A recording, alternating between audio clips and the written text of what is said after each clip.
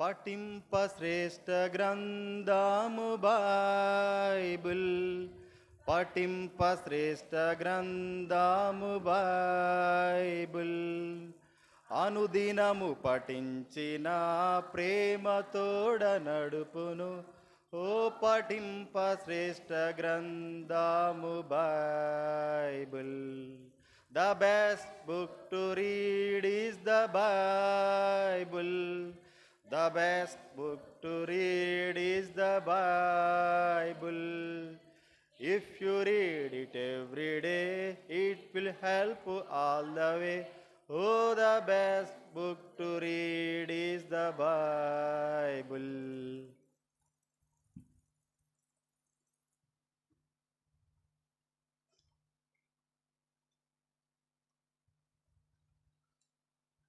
కొరింథీయులకు రాసిన మొదటి పత్రిక 11వ అధ్యాయము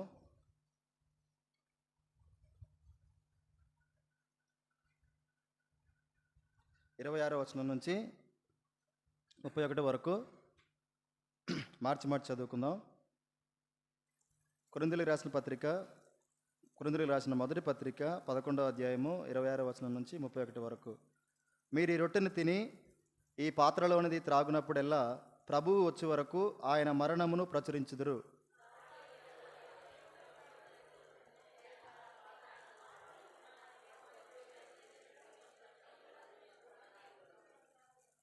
కాబట్టి ప్రతి మనుషుడు తన్ను తాను పరీక్షించుకొనవలెను, అలాగూ చేసి ఆ రొట్టెను తిని ఆ పాత్రలోనిది త్రాగవలెను.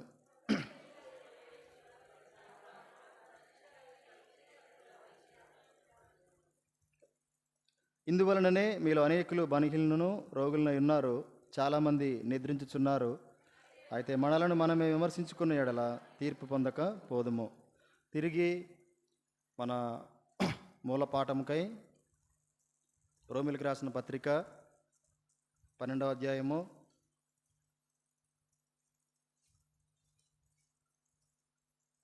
11వ వచనం చదువుకుందాం. అందరం కలిసి బిగ్గరగా చదువుకుందాం. రోమిలకు రాసినటువంటి పత్రిక 12వ అధ్యాయము 11వ వచనం. ఆసక్తి విషయంలో మాంద్యులు కాక ఆత్మయందు తీవ్రత గలవారై ప్రభువును సేవించుడి. మరొక మారు చదువుకుందాం.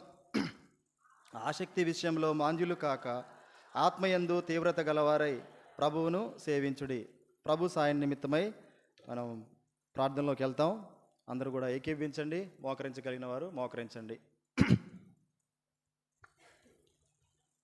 మమ్మల్ని మిక్కిలిగా ప్రేమించిన మా ప్రియ పరలోకపు తండ్రి, ఘనమైన ఉన్నతమైన శ్రేష్టమైన నామాన్ని బట్టి స్తోత్రాలు. గొప్ప దేవుడవు, సర్వశక్తిమంతుడవు, సర్వాధికారివి, నా కొరకు మా కొరకు సిలువలో ప్రాణాన్ని పెట్టినటువంటి గొప్ప ప్రేమను కూడా తండ్రి మా పట్ల దాచకుండా చూపినటువంటి గొప్ప దేవుడవు. ఈ సమయంలో ప్రభువా మరి మిమ్మల్ని ఆరాధించడానికి మాకెంతో సహాయపడుతూ వచ్చారు. తిరిగి మీ శరీరం రక్తం మా ముందు ఉంటుండగా దానిలో యోగ్యంగా మీరు అనుకున్న విధంగా మీ ముందు మరి ఏ విధమైనటువంటి అరమరికలు లేనటువంటి హృదయాన్ని కలిగిన వారమై మీ శరీరాన్ని రక్తాన్ని తీసుకోవడానికి కావలసినటువంటి విధంగా మాతో మీరు మాట్లాడే కొరకై చదివిన లేఖన భాగాన్ని దీవించి ఆశీర్వదించండి. తాజాగా మాతో మాట్లాడండి. మీరే ఉండండి, మీరే మాట్లాడండి. ఇది మీ మాటలు తండ్రి, మేము మీ వారము. మమ్మల్ని సరిచేయాల్సినటువంటి బాధ్యత కూడా ప్రభువా మీదే. మనుషులుగా మరి మా యొక్క తలంపులను బట్టి కాకుండా మీ చిత్తానుసారంగా మీ ఆత్మ నడిపింపు ద్వారా ప్రభా నన్ను మీరు వాడుకుంటూ నన్ను మీ శిలోచాటును మరుగుపరిచి మరి నాలో ఉన్నటువంటి ప్రతి స్వయాన్ని మీ యొక్క నన్ను రక్తంలో కడిగి వేస్తూ ప్రభువా మరి నన్ను ఒక సాధనంగా మీరు వాడుకుంటూ రమ్మని, మీరే కనబడమని, మీరే వినబడమని, నిష్ప్రయోజకుని ప్రభువా మీ సహాయం లేకపోతే నేను ఏ పాటివాడిని తండ్రి మీ మాటలు చెప్పడానికి కనికరించి కృపచూపమని యేసు ప్రభువారి నామమని ప్రార్థన అడిగి వేడుకొనుచున్నాం తండ్రి, ఆమెన్.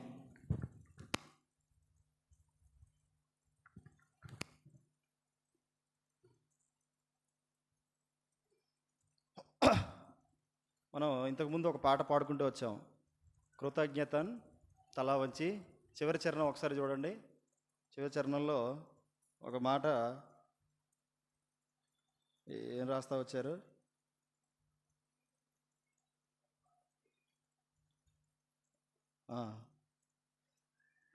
చివరి చరణంలో చివరి లైన్లో చూస్తే కృతజ్ఞతతో సమర్పింతును బ్రతుకంతయు నీ సేవకై. కృతజ్ఞతతో సమర్పింతును బ్రతుకంతయు నీ సేవకై. ఇది మన జీవితాల్లో పాడిన విధంగా, మాట్లాడుకుంటున్న విధంగా జరుగుతుందా లేదా, ఇది మనం ఈరోజు మాట్లాడుకుంటాం. అయితే ప్రభు యొక్క బల దగ్గరికి వచ్చిన తర్వాత మనల్ని పరీక్షించుకోవడం అనేది, అది వాక్యపు వెలుగులో పరీక్షించుకోవడం అనేది ఎంతో ప్రాముఖ్యమైనటువంటి సంగతి. మనుషులు ఎన్నో మార్లు ఎన్నో రకాలైనటువంటి పరీక్షలకు గురవుతూ వస్తారు, కానీ వాక్యం యొక్క పరీక్షకు వచ్చే వరకు ఆ పరీక్షకి మనుషులు ఏం చేస్తారంటే అవకాశం ఇవ్వరు. హాస్పిటల్కి వెళ్తారు, బ్లడ్ టెస్ట్ అంటారు, ఇంకేదో టెస్ట్ అంటారు, ఎంత రక్తం తీసేసినా సరే ఏం మాట్లాడరు. ఎందుకంటే ఇంత రక్తం తీసుకుంటే ఎంత టెస్టులు చేస్తారో, అది నాకు ఎంత మంచిదో. కానీ మనం ఏం చేస్తామనంటే దేవుని దగ్గరికి వచ్చే వరకు వర్తమానం అయిపోయే వరకు కూడా ఎలా ఉంటామనంటే, నేనైతే ఉంటాలా, నేను చాలా మార్లు ఉన్నా కాబట్టి ధైర్యం చెప్తా ఉన్నాను. నేను ఈ వర్తమానంలో మన ఏమైనా బయటకు వస్తాయా అనుకుంటా ఉండేవాని. అంటే పరీక్షించుకోవడానికి మనిషి యొక్క శరీరం ఇష్టపడదు, హృదయం ఇష్టపడుతుంది, కానీ శరీరం ఇష్టపడదు. హృదయం ఏం చేస్తుందనంటే, నాకు ఒక మంచి మార్గం తెలిస్తే బాగు, సరైనటువంటి విధానం తెలిస్తే బాగు, ఆ విధంగా వెళ్ళాలని హృదయం అనుకుంటుంది. కానీ శరీరం ఏం చేస్తుందంటే, ఎలా చూసినా శరీరం పెద్దది కదా, ఏ విధంగా చూసినా శరీరం పెద్దది కాబట్టి ఏం చేస్తుందంటే హృదయాన్ని కప్పేస్తుంది. అయితే ఇక్కడ దేవుడు ఒక మాటను మనకు జ్ఞాపకం చేస్తూ ఉన్నాడు. ఆసక్తి విషయంలో మాంద్యులు కాక. ఎక్కడ మాంద్యులు కావద్దంట? దేని మీద ఆసక్తి? దేవుని మీద ఆసక్తి. ఇదే అధ్యాయంలో చూస్తాం మనం. 12వ అధ్యాయంలోని మొదట్లో ఇక్కడ ఒక సేవ గురించి మాట్లాడడం మనం చూస్తాం. పౌలు గారు, కాబట్టి సహోదరులారా, పరిశుద్ధమును దేవునికి అనుకూలమునైన సజీవ యాగముగా మీ శరీరములు ఆయనకు సమర్పించుకొనుడని దేవుని వాత్సల్యను ఇట్టి సేవ ఎలా ఉండాలంట? అట్టి సేవలో మనకేముండాలంట? ఆసక్తి విషయంలో మాంజులు కాక. ఒకటే మాటలో చెప్పాలంటే, దేవుణ్ణి సేవించాలి, దేవునికి దాసులుగా ఉండాలి. దేవునికి దాసులు అనంటే కేవలం మందిరంలో ఉండేటువంటి పాస్టర్లు కాదు, బ్రదర్స్ కాదు, ప్రతి ఒక్కరం కూడా ఎవరో దేవుని యొక్క దాసులమే. ప్రతి ఒక్కరం కూడా దేవుని దాసులమే. అయితే ఈ యొక్క సేవను మనం ఏ విధంగా చేస్తూ ఉన్నాం, ఇది ప్రాముఖ్యమైనటువంటి సంగతి. ఇక్కడ 2 విషయాలు మనం చూసాం. ఈ సేవను ఎలా చేయాలంట? ఆసక్తి విషయంలో మాంజులు కాక ఆత్మయందు తీవ్రత గలవారై ప్రభుని సేవించండి. That's all. అంతే. మనకి పాత నిబంధనలోకి వెళ్ళిన తర్వాత దేవుడు ఇజ్రాయెల్ ప్రజలను రక్షించుకున్న తర్వాత వాళ్ళ ముందు దేవుడు పెట్టింది, రక్షించుకున్న తర్వాతే కాదు, రక్షించుకునే క్రమంలో దేవుడు ఒకటే అంశాన్ని నొక్కి నొక్కి నొక్కి నొక్కి చెప్పుకుంటూ వాళ్ళు తీసుకొని వచ్చాడు. ఏంటి చెప్పండి అది? కాదు, దానికి ముందు దేవుడు ఒకటి చెప్తాడు. ఫరోని విడిపించడానికి ఒక కారణంతో వాళ్ళని విడిపిస్తాడు దేవుడు. చెప్పండి ఏంటది? వాళ్ళని నువ్వు పంపించినప్పుడు వాళ్ళు ఏం చేయాలి? వాళ్ళని సేవించాలి, ఆరాధించాలి అన్న కొత్త మటుకు కరెక్ట్గా అని చెప్పాడు. చూడండి, మీరు చూస్తే నిర్గమకాండము 10వ అధ్యాయం 26వ వచనంలో దేవుడు ఒకటే కారణం చెప్పి ఇజ్రాయెల్ ప్రజలను నువ్వు తీసుకొని రా అని మోషేకి అహరోనికి పలుమార్లు చెప్తా ఉంటాడు. 10వ అధ్యాయం 26వ వచనం.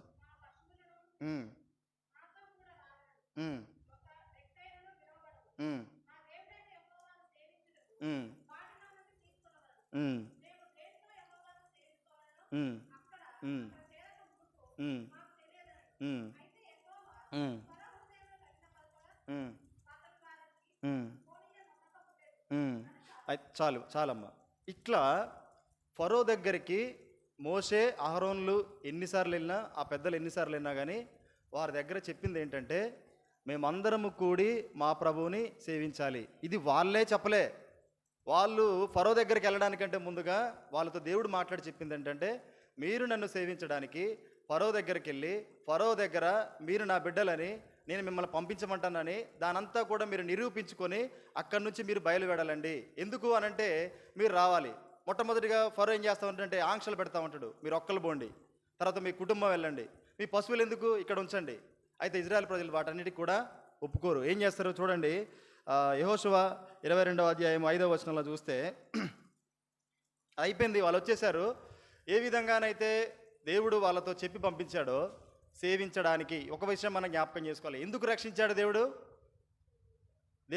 ఎందుకు రక్షించాడు చెప్పండి? వీళ్ళు ఇజ్రాయెల్ ప్రజలు. మన వర్తమానంలో మీకు అర్థం కావాలంటే ఒక 2 విషయాలు మీకు కనపడతా ఉంటాయి. ఒకటి ఏంటంటే ఇజ్రాయేలు ప్రజల సమూహం, రెండవది ఆదిమ సంఘ సమూహం. అంటే అపోస్తుల బోధ ద్వారా ఏర్పడినటువంటి సంఘం, తర్వాత మోషే ద్వారా బయటకు వచ్చినటువంటి ఇజ్రాయెల్ సంఘం, ప్రస్తుతం మనం.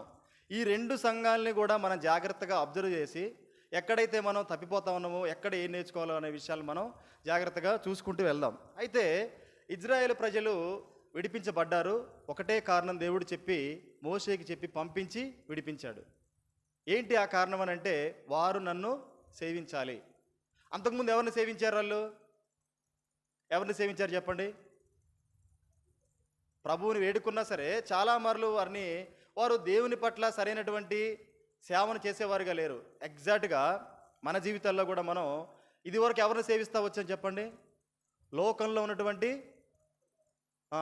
లోకంలో ఉన్నవారిని, సాతానికి ఇష్టమైన వాటిని చెప్పకపోయినా సరే ఎలా సేవిస్తూ వచ్చామనంటే, యెహోషువ గ్రంథము 22వ అధ్యాయం 5వ వచనంలో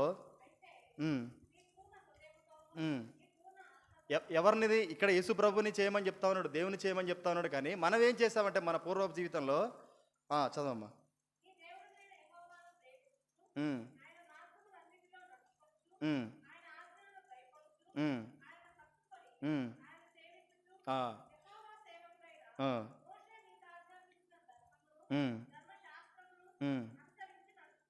చాలు చాలు, ఇంతవరకు చాలు. ఇక్కడ మనం చూసినట్లయితే యెహోవాను అనే మాటను మనం తీసేయగలిగితే ఇవన్నీ కూడా మనం చేసిన ఎవరి పట్ల అంటే లోకం పట్ల, లోక అధికారైనటువంటి సాతానికి దాసులుగా ఉండి ఇవన్నీ మనం చేస్తూ వచ్చాం. దేవుడు మనకి పెద్ద భారం ఏం పెట్టలే. మీరు ఒకప్పుడు సాతానికి దాసులుగా ఉన్నారు, నేను మిమ్మల్ని విడిపిస్తా ఉన్నా. ఆ బానిస సంఖ్యల నుంచి ఐగుప్తు ప్రజల నుండి నేను ఇజ్రాయెల్ ప్రజలను ఏ విధంగానైతే ప్రత్యేకపరుస్తున్నానో మిమ్మల్ని కూడా ప్రత్యేకపరుస్తున్నాను. మీరు చేయాల్సింది ఏంటంటే, మీరు లోకంలో ఉన్నటువంటి సాతాన్ని సేవించారు, వాడికి దాసుడిగా ఉన్నారు. మీరు ఇప్పుడు నన్ను సేవించండి, నాకు దాసులుగా ఉండండి. ఇది ఎటువంటిదనంటే ఒక రాజుకు దాసులుగా ఉండడం కాదు. ఒక రాజుకు దాసులుగా ఉంటే ఏముంటుంది చెప్పండి? ఎంతో భారం ఉంటుంది, కఠిన శ్రమ ఉంటుంది. తర్వాత తన ఇష్టం వచ్చినట్టు పని అంతా చెప్తాడు. మనకు విలువ ఉండదు, మర్యాద ఉండదు, గౌరవం ఉండదు, ఇబ్బందికరమైనటువంటి పరిస్థితుల్లో ఉంటాం. కానీ దేవుని సేవ ఎటువంటిదనంటే దేవునితో మనల్ని సమానంగా ఉంచి కొన్ని సందర్భాల్లో ఆ సేవను మనకు చేయరాని సందర్భంలో, అంటే చేయటం రాని సందర్భంలో ఏం జరిగిందనంటే యేసు ప్రభు వారినే అసలు సేవ ఎలా చేయాలని తండ్రి అయినటువంటి దేవుడు పంపి మనకు చూపించాడు. ఏం చూపించారు యేసు ప్రభు వారు? యోహాను సువార్తలో మనం చూస్తాం. యోహాను సువార్తలో మనం చూడగలిగితే 12వ అధ్యాయము 26వ వచనం.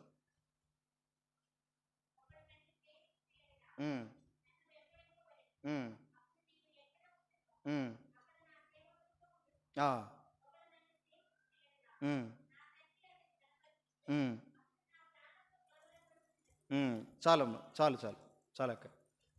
యేసు ప్రభువారు ఎలా జీవించి తండ్రి అయినటువంటి దేవుని సేవించాడో యేసు ప్రభువారి వలె మనం ఉంటూ ఆయన వెంబడించినప్పుడు సరైన విధంగా మన ప్రభువుని సేవించినట్లు. అయితే ఇక్కడ మనం చాలా ప్రశ్నలు వేసుకుంటూ వెళ్ళాలి. దేవుణ్ణి మనం సేవిస్తూ ఉన్నాం అంటే ఏ విధంగా సేవిస్తూ ఉన్నాం?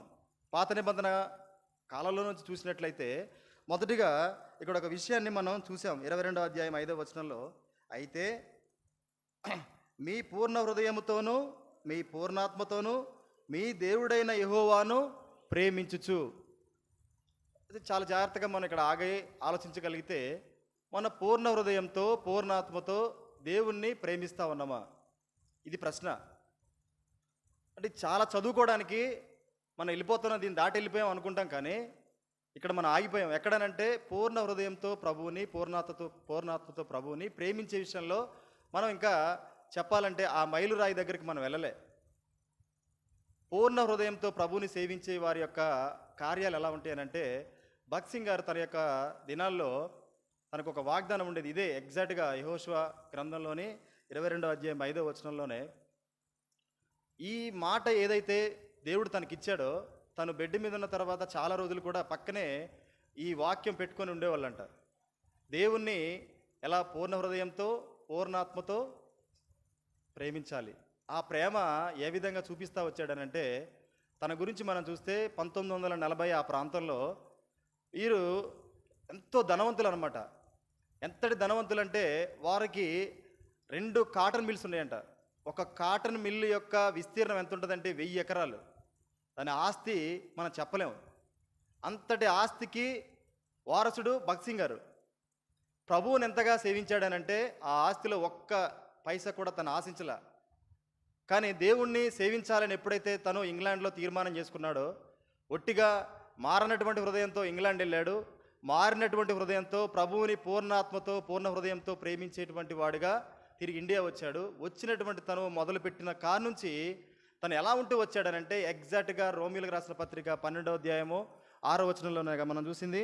ఆ 11వ వచనంలో మనం చూసినట్లు ఆత్మయందు తీవ్రత కలిగి, తర్వాత ఆసక్తి కలిగి, అంత ఆసక్తి ఎలా చూపిస్తూ వచ్చాడనంటే అంత ఆస్తి వచ్చినప్పుడు కూడా తను వాటన్నిటిని కూడా తన తమ్ముళ్ళకి వాళ్ళకి ఇచ్చేయమన్నాడు. కానీ తన తండ్రి ఆ ప్రేమ ఇదో ఒక 2 లక్షల రూపాయలు తీసుకొని వచ్చాడు. 2 లక్షల రూపాయలు తను చెన్నైలో ఉన్నప్పుడు అక్కడ ఒక అద్దె గృహంలో వర్షిప్ నడిపిస్తా ఉన్నటువంటి సమయంలో తనకు తీసుకొని వచ్చినప్పుడు అక్కడ ఇప్పుడున్నటువంటి చెన్నై ప్రాంతంలో ఉన్నటువంటి మందిరాన్ని ఆ యొక్క యెహోషమ్మ ఆ స్థలాన్ని కొనడానికి ఆ 2 లక్షల్ని వినియోగించి ఇప్పటికీ కూడా అది భగత్ సింగ్ గారి పేరు మీద ఉంది. అంటే పూర్ణ హృదయంతో ప్రభువుని సేవించడం ఏంటనంటే మొత్తం కూడా ప్రభువుకే తిరగాలి. మనమంతా కూడా ప్రభువు వైపుగానే చూడాలి. మనం ఆలోచించుకోగలిగితే ఇది మన జీవితాల్లో సార్థకం కావట్లేదు అని చెప్పాలి. ఎందుకనంటే ఒక మానవుడు చెప్పాలంటే ఈ తరంలో ఉన్నటువంటి ఒక భగత్ సింగ్ గారి జీవితాన్నే, అంటే మనకు తెలిసిన జీవితం బాగా అర్థం కావాలంటే తన జీవితాన్నే మనం చేరుకోలేనటువంటి పరిస్థితుల్లో ఉంటే తను ప్రభువుని ప్రేమించింది చాలా తక్కువ. పూర్ణ హృదయంతో పూర్ణాత్మతో ప్రేమించింది బహుశా చాలా తక్కువ. కానీ అదే మనం చేరుకోలేనప్పుడు నేను ప్రభువుని సేవిస్తూ ఉన్నా, నేను పూర్ణ హృదయంతో పూర్ణాత్మతో సేవిస్తూ ఉన్నానంటే అది కరెక్ట్ అయినటువంటి మన తలంపు కాదు. ఇంతకు మించి మనం ముందుకెళ్లాల్సినటువంటి వారిగా ఉన్నాం. రోమా సంఘానికి పౌలు స్పష్టంగా రాస్తా ఉన్నాడు. రోమా సంఘం అంటే ఆషామాషి సంఘం కాదు, మనకంటే ఎక్కువగా భక్తి చేసినటువంటి సంఘం. దేవుని కొరకు ఎన్నో తలాంతులు కలిగి వాడబడుతున్నటువంటి సంఘానికి పౌలు ఇచ్చిన వర్తమానం ఏంటంటే, మీలో ఇవన్నీ కొదువైతేనే కదా మీలో ఇవి కావాలని మాట్లాడేది. ఏం కొదువైంది? ఆసక్తి లేదు, మాంద్యంలో ఉన్నారు. అంటే ఏంటి? సోమర్తనంలో ఉన్నారు. సోమర్తనం అనే మాట మనం ఎప్పుడు వాడతామనంటే అది మన శరీరంలో ఆ పనికి కాకుండా ఇంకా ఏదో పని మీద ఆసక్తి కలిగినప్పుడు ఒక పని మీద మనకి బద్ధకం వేస్తుంది. మన శరీరంలో అన్నిటికీ బద్ధకం చూపించాం, కానీ మనకిష్టమైన పని మీద మనకు ఆసక్తి ఉంటుంది, చలాకీ చేస్తాం. ఎగ్జాక్ట్గా చెప్పాలంటే మా లైకీ లెక్క. తనకిష్టమైన పని ఏదైనా ఉందనుకోండి చాలా ఫాస్ట్గా యాక్టివ్ చేస్తుంది. టిఫిన్ చేయమంటే గంట పట్టుద్ది, హోంవర్క్ చేయమంటే అసలు మొదలే కాదు. ఇట్లా మనిషి ఎలా ఉంటాడనంటే తనకు ఇష్టం లేనటువంటి పనిలో దేవుని సేవను నువ్వు పెట్టుకుంటున్నామా చెప్పండి? మనం ప్రశ్నించుకోవాలి. దేవుని సేవ నీ ప్రియారిటీలో ఎక్కడుంది? ఒకవేళ నీ ప్రియారిటీలో దేవుని సేవ వెనక్కి వెళ్ళిపోతుందనంటే ఎగ్జాక్ట్గా మనం లోకంలోనే ఉన్నాం. రక్షింపబడ్డాం, ఏదో ఆవేశంలో క్షణికావేశంలో రక్షింపబడ్డాం అనే మాట ఇక్కడ వాడాల్సి వస్తుంది కదా. క్షణికావేశంలో రక్షింపబడ్డప్పుడే, కేవలం మందిరానికి వచ్చినప్పుడే వచ్చే మాటలు, పాటలు, సౌండ్, ఇదే వర్షిప్. బయట కాన్సెప్ట్ ఏంటంటే ఒక మంచి సౌండ్ సిస్టంతో వేలాది మందిని ఒక పెద్ద గ్రౌండ్కి పిలిపించి ఆ హోరెత్తే సౌండ్లో ప్రభువుని ఆరాధిస్తున్నాం, గొప్ప చేస్తున్నాం. ఏముండదు. ఇంటికి వచ్చిన తర్వాత పాత జీవితం అదే. రాజేష్ అన్న నేను ఒక మాట చెప్తా వచ్చాడు. అన్న మా కొంతమంది బ్రదర్స్ అప్పుడు నేను వెళ్ళేవాడిని, భలే ఉండేవాళ్ళన్నా, నాకు బాగా అనిపించేది. ఒక గ్రూప్ ఉండేది, నిరంతరం దేవుని మాటలు చెప్తూ ఉండేవాళ్ళు. ఒక 1000 సంఘాలు ఉండేవి, ఒక 1000 ఇళ్ళు ఉండేవి, తిరుగుతూ ఉండేవాళ్ళం. అసలు వాళ్ళ జీవితం ఎప్పుడు తెలిసిందంటే నాకు సాయంకాల సమయం వాళ్ళ ఇంటికి వెళ్ళాను. నేను చూడకూడని దృశ్యం చేశా. అసలు వీళ్ళైనా ఆ కార్యాలు చేసేది అని నాకు ఆశ్చర్యం వేసి అక్కడి నుంచి పరుగుని నేను బయటకు వచ్చేసానన్న అని చెప్తా ఉన్నాడు. ఏంది సేవించడం ప్రభుని? వాళ్ళ జీవితాలు అలా ఉంటే వాళ్ళు బయటికి ఎలా కనపడతా ఉన్నారు? రాజేష్ అన్న మందిరానికి వెళ్ళే వ్యక్తి అప్పుడు ఆ సమయంలో మందిరంలో మరి పాల్గొంటా ఉన్నాడు, అన్నిటి విషయంలో వాళ్ళతో ఉంటా ఉన్నాడు. తనకి తెలియడానికి కొన్ని సంవత్సరాలు పట్టింది. అది కూడా సాయంకాల సమయంలో వెళ్ళినప్పుడు వారు చాలా సర్వసాధారణంగా ఆల్కహాల్ తీసుకునే విషయంలో అసలు భయం లేకుండా చేస్తూ ఉన్నారు. వాళ్ళ జీవితంలో ఆల్కహాల్ ఉంది. మన జీవితంలో దేనికి ప్రియారిటీ ఉంది? దేవుని సేవించడం కంటే. దేవుని సేవించడం కంటే ఏది ప్రాముఖ్యం కాదు. దేవుని సేవించడం అంటే ఒక రాజుని లేదా ఒక దాసుడి దగ్గర బలంగా నువ్వేదో సేవ చేయటం చెప్పాలంటే ఐగుప్తు ప్రజల మధ్య ఇజ్రాయెల్ ఉన్నది కాదు. దేవుని సేవలో నీకు మార్గం చూపించింది యేసుప్రభువే, నీకు సహాయపడేది యేసుప్రభువే. కేవలం నీకేమి ఇస్తా ఉన్నాడంటే నువ్వు ప్రభువుని సేవిస్తున్నావు అనే బిరుదిస్తా ఉన్నాడు తప్ప ప్రతిదీ దేవుడే నీకు ఇస్తా ఉన్నాడు కాదా చెప్పండి.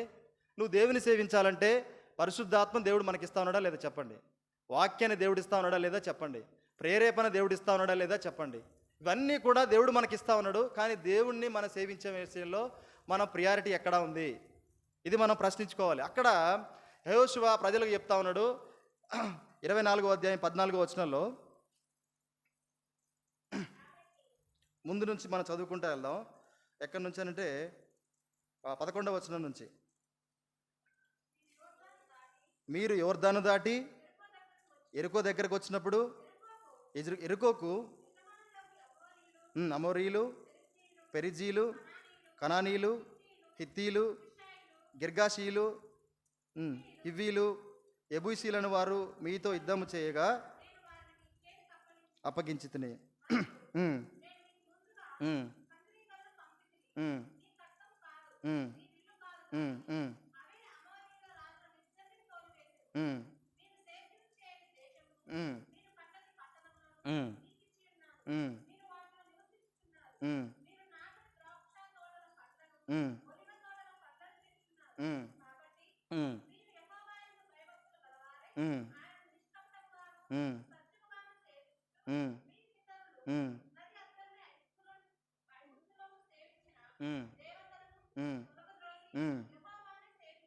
చాలు.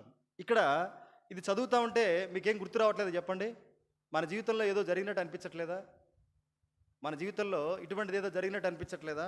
మనం చూస్తాం ఎక్కడి నుంచి అంటే 12వ వచనం నుంచి మనం చూస్తే, నేను మీకు ముందుగా కందిరీగలను పంపితిని, నీ ఖడ్గము కాదు, నీ విల్లు కాదు, నువ్వు కాదు, నీ శక్తి కాదు, నీకున్నటువంటి పరిశుద్ధత కాదు, నీలో ఉన్నటువంటి ఏ గొప్ప ఏది తలాంతు కాదు, నైపుణ్యం కాదు, ఏది కూడా నిన్ను నీ పాపం నుంచి విడిపించినటువంటి పరిస్థితుల్లో ఒక్క యేసుప్రభు వారు వచ్చారు నీ పాపం కొరకు. నీ పాపాన్ని తన మీద వేసుకున్నాడు, నీ కొరకు రక్తాన్ని కార్చాడు, నీ కొరకు ఎన్నో శ్రమలు. ఒక్కరి మీద కూడా తిరుగుబాటు చేయలేదండి. ఒక్కరి మీద ఆయన పిలిస్తే ఎంతో సైన్యం వస్తుంది, కానీ నిన్ను విడిపించే క్రమంలో నీ కొరకు శిక్షణ నడిపించాల్సినటువంటి సమయంలో తను ఎక్కడా కూడా కాంప్రమైజ్ కాలే. శిక్షణ నడిపించడానికి ఎక్కడా కాంప్రమైజ్ కాలే. తనకు శిక్ష వేసినటువంటి తండ్రి అయిన దేవుడు కూడా నీకొచ్చే విడుదలను చూశాడే తప్ప కుమారుడు పడుతున్నటువంటి బాధను చూడలే. ఆ బాధ ద్వారా యెషయా ప్రవక్త రాస్తాడు 53వ అధ్యాయంలో, తృప్తి పడ్డాడంట. ఎవరైనా పడతారా తృప్తి? ఎవరి కొరకు? మన కొరకు.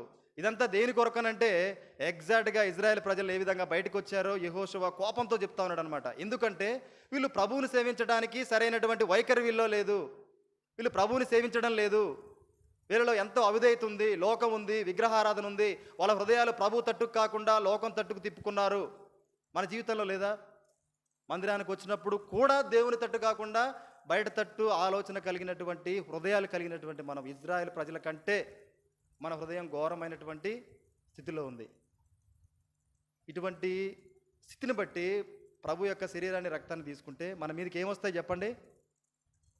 ఏమొస్తాయి చెప్పండి? కాబట్టి దేవుడు దీర్ఘశాంతుడు, కరుణా సంపన్నుడు.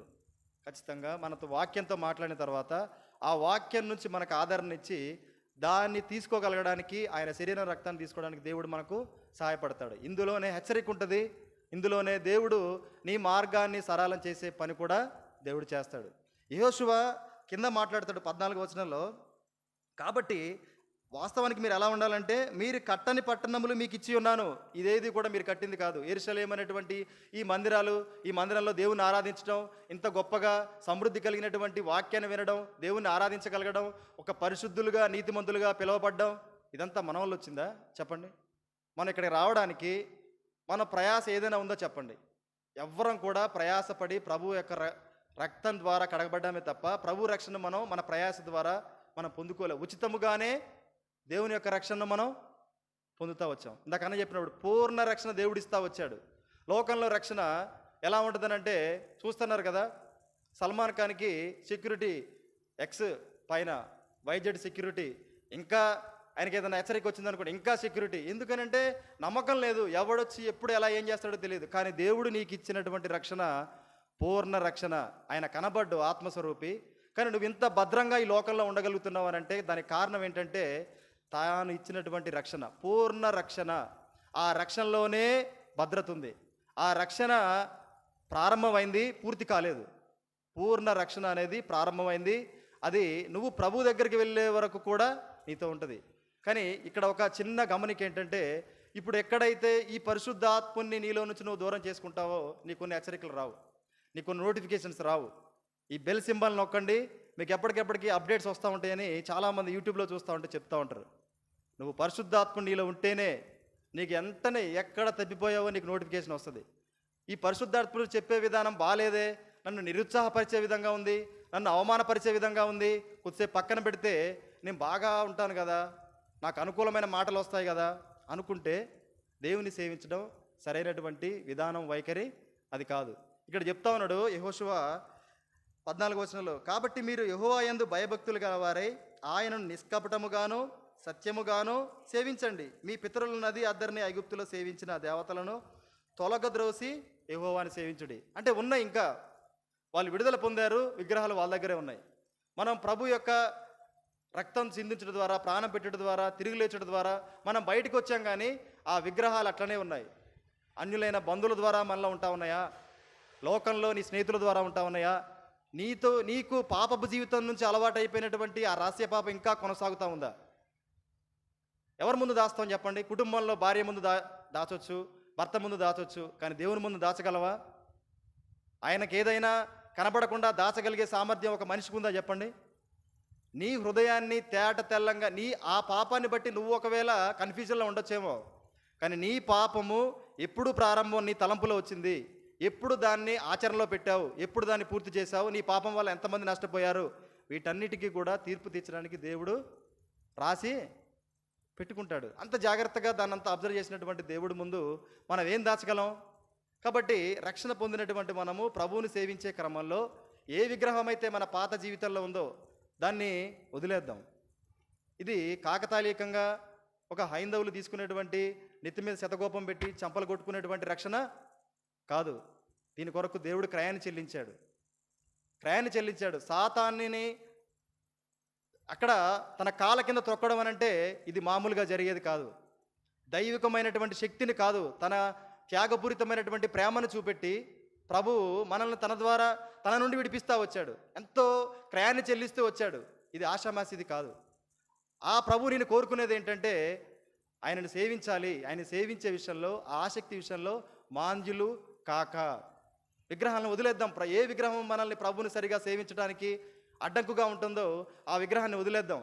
ఆ విగ్రహంతో ఎన్నాళ్ళు మనం ఇలా సేవించకుండా వెళ్తే ఒకానొక సమయంలో వృద్ధాప్యమే రావచ్చు, అంతకంటే ముందు మరణమే రావచ్చు. ఈ విధంగా మనం సేవించినప్పుడు మనం వెళ్ళేది పరలోకం కాదు, నరకమే. ఎందుకంటే నువ్వు ప్రభువుని సరిగా సేవించని కారణం చొప్పున. ఒక వ్యక్తి ఉన్నాడు, మనం చూస్తాం లోకాసు వార్తలో, తప్పిపోయిన కుమారుడితో ఉన్నటువంటి మరొక సహోదరుడు చూస్తాం కదా. 15వ అధ్యాయం 29వ వచనంలో ఆయన ఎక్కడున్నాడు? 15వ అధ్యాయము 29వ వచనం.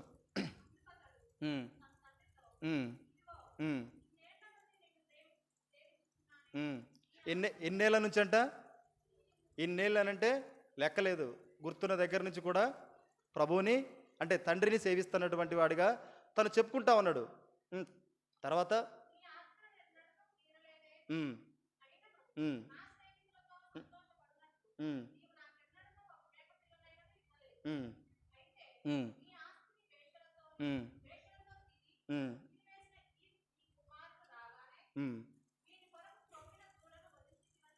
చాలు. ఇక్కడ ప్రభు బల్ల దగ్గరికి వచ్చిన మనం ఎగ్జాక్ట్గా చెప్పాలంటే ఇదే స్థితిలో ఉన్నాం.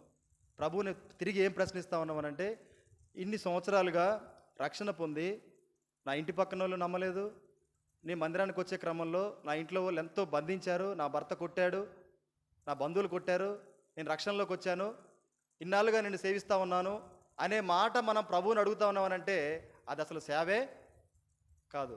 తన తండ్రిలో ఉండి, తన తండ్రి ఇంట్లో ఉండి మాట్లాడాల్సినటువంటి మాట అదేనా? సేవ అంటే యేసు ప్రభు వారు ఒక మాదిరి చూపించారు, తనని వెంబడించమని చెప్తూ వచ్చారు.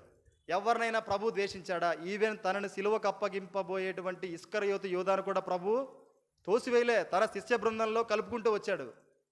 గొప్ప ఉదాహరణ అది. మనం చూస్తే తన శిష్యుల్లో తనను కొనసాగిస్తూ వచ్చాడు. మరి నీ పట్ల నా పట్ల ప్రభు యొక్క ఉన్నత ఉద్దేశాలు వేరు, కానీ సేవించే క్రమంలో చూస్తే ఎలా ఉన్నామనంటే, పెద్ద కుమారుడు ఏం తీసుకోవాలంటే స్టెప్ అతను, నా తమ్ముడు వచ్చాడు, తండ్రితో కూడా నేను చక్కగా వాడిని ఆహ్వానించాలి, మేము కలిసి ఉత్సాహం చేసుకోవాలి అనే తలంపు కలిగి ఉండాలా? ఇప్పుడున్న తలంపు కరెక్టా చెప్పండి? ఇప్పుడు ఏ తలంపు ఉంది? నేను ఇంతగా ఇన్ని రోజులుగా నీ దగ్గర సేవిస్తావున్నా, ఏం సేవించావు నువ్వు?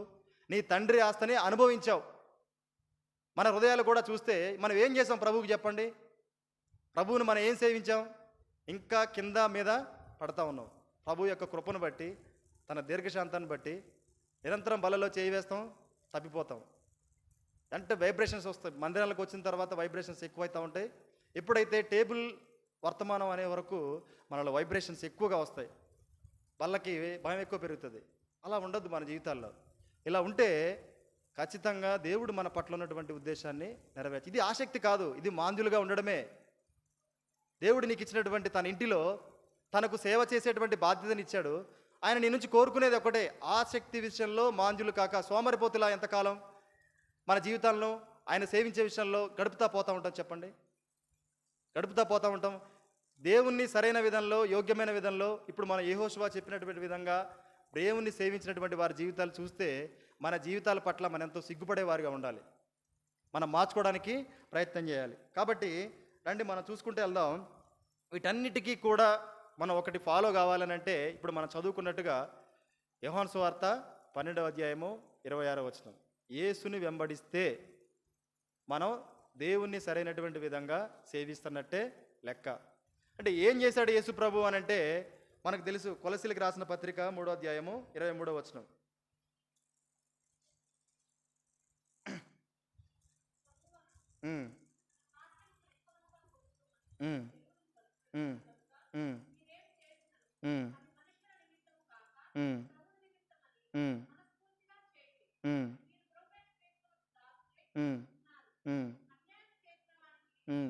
ప్రభువుకి మనం దాసులుగా ఉన్నాం. తర్వాత ఆయన చూసినట్లయితే 1 పేతురు 1వ అధ్యాయము 15వ వచనం, మన వైఖరి ఎలా ఉండాలని ఆశపడతా ఉన్నాడు అని అంటే 1 పేతురు 1వ అధ్యాయము 15వ వచనం,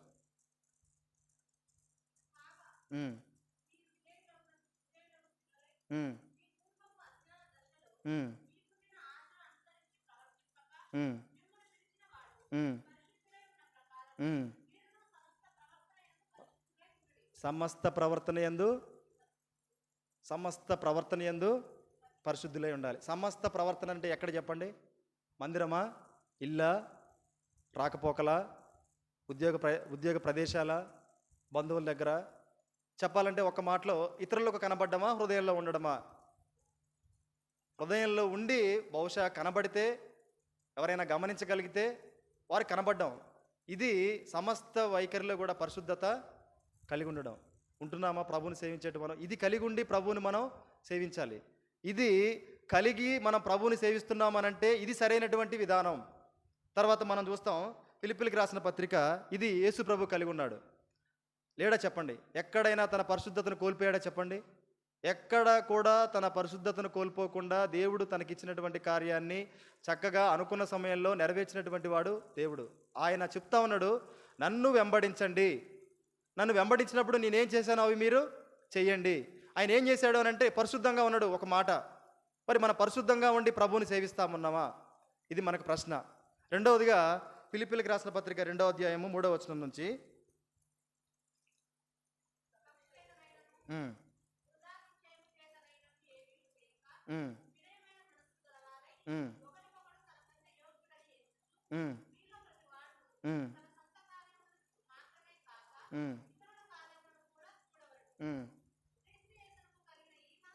క్రీస్తు యేసునకు కలిగిన ఈ మనస్సు, చాలు.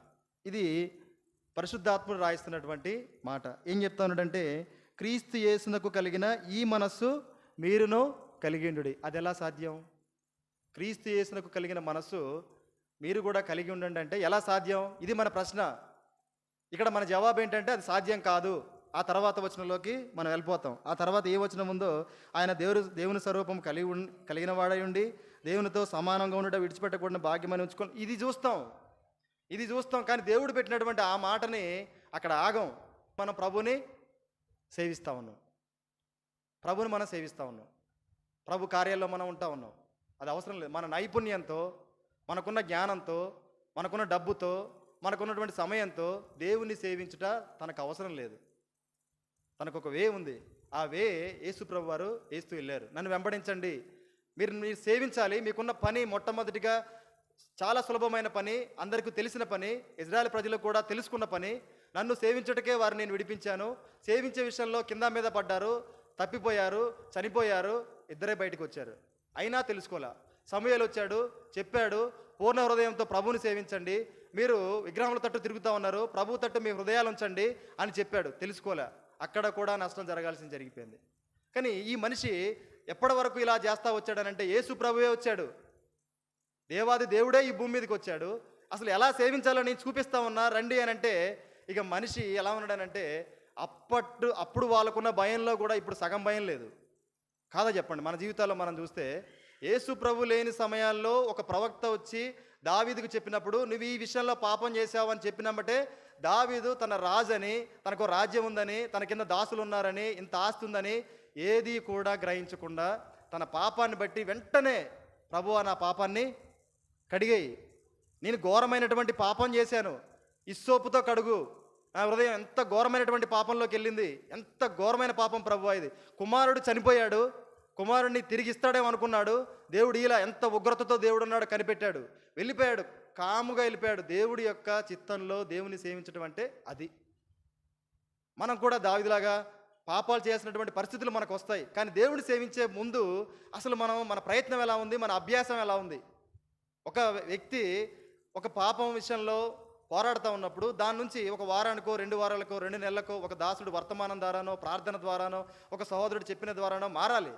మారకుండా అదే పాపంలో నువ్వు ఉంటా ఉన్నావనంటే, నువ్వు 10వ తరగతి నుంచి బయటపడాలంటే నీకు ఆసక్తి ఉండాలి.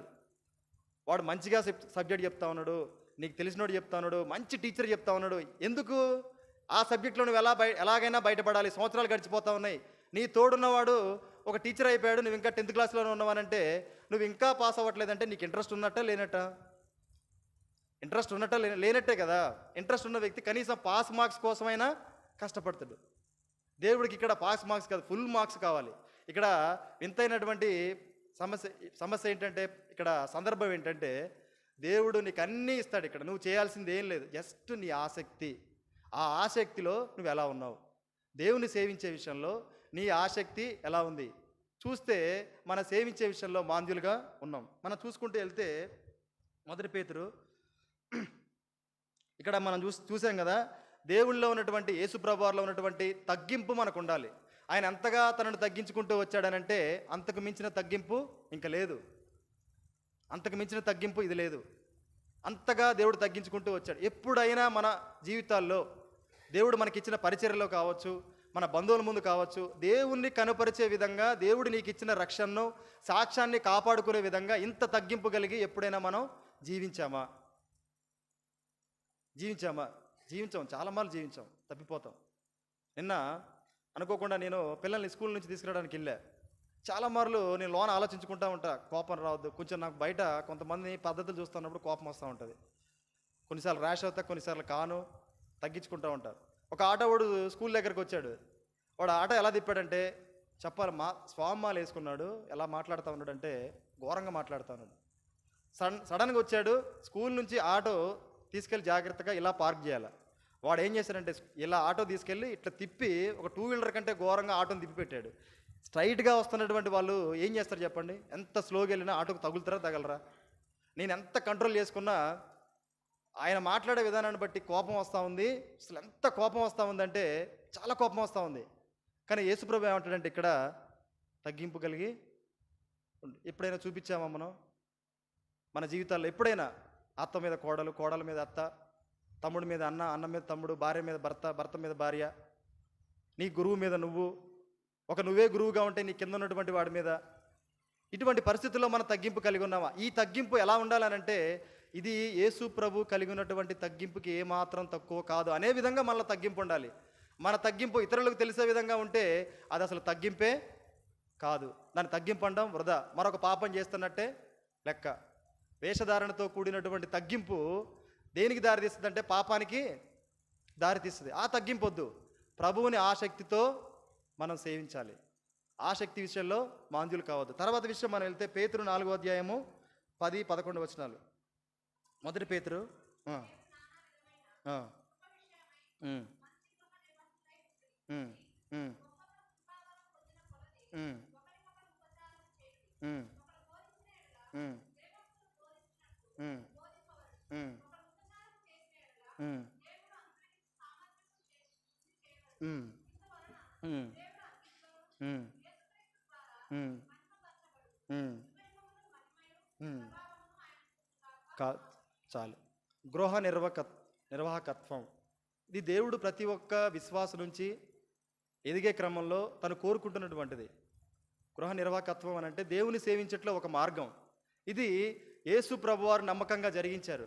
తండ్రి అయిన దేవుడు తనకిచ్చినటువంటి పనిని సేవించే క్రమంలో ఇది ఒక భాగం.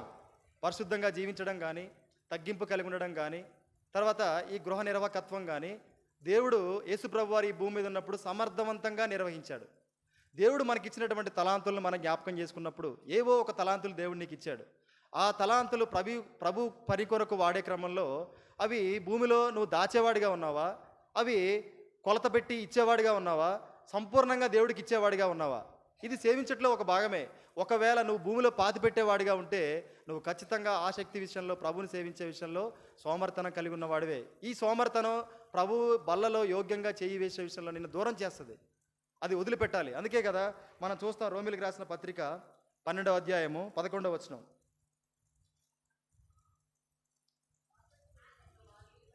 ఉమ్, ఉమ్, ఉమ్, ఉమ్, ఉమ్. చాలా అంటే ఇక్కడ ఆసక్తి విషయంలో మాంద్యులు కాక, సోమర్తనం కాక, చాలా ఆసక్తి ఉండాలి, సోమర్తనం ఉండొద్దు. ఆసక్తి ఉండాలి. ఎలాంటి ఆసక్తి ఉండాలో దేవుడు చెప్తా ఉన్నాడు. ఇప్పుడు ఇజ్రాయెల్ సంఘం నుంచి మనం ఆదిమ సంఘంలోకి వచ్చినట్లయితే, ఆదిమ సంఘం ఏ విధంగా ఏర్పడ్డ దగ్గర నుంచి వారిలో ఎంత ఆసక్తి ఉందో మనం చూస్తూ వస్తాం. ఎబ్రిల్కి రాసిన పత్రిక 5వ అధ్యాయము 11వ వచనం మనం చూస్తే,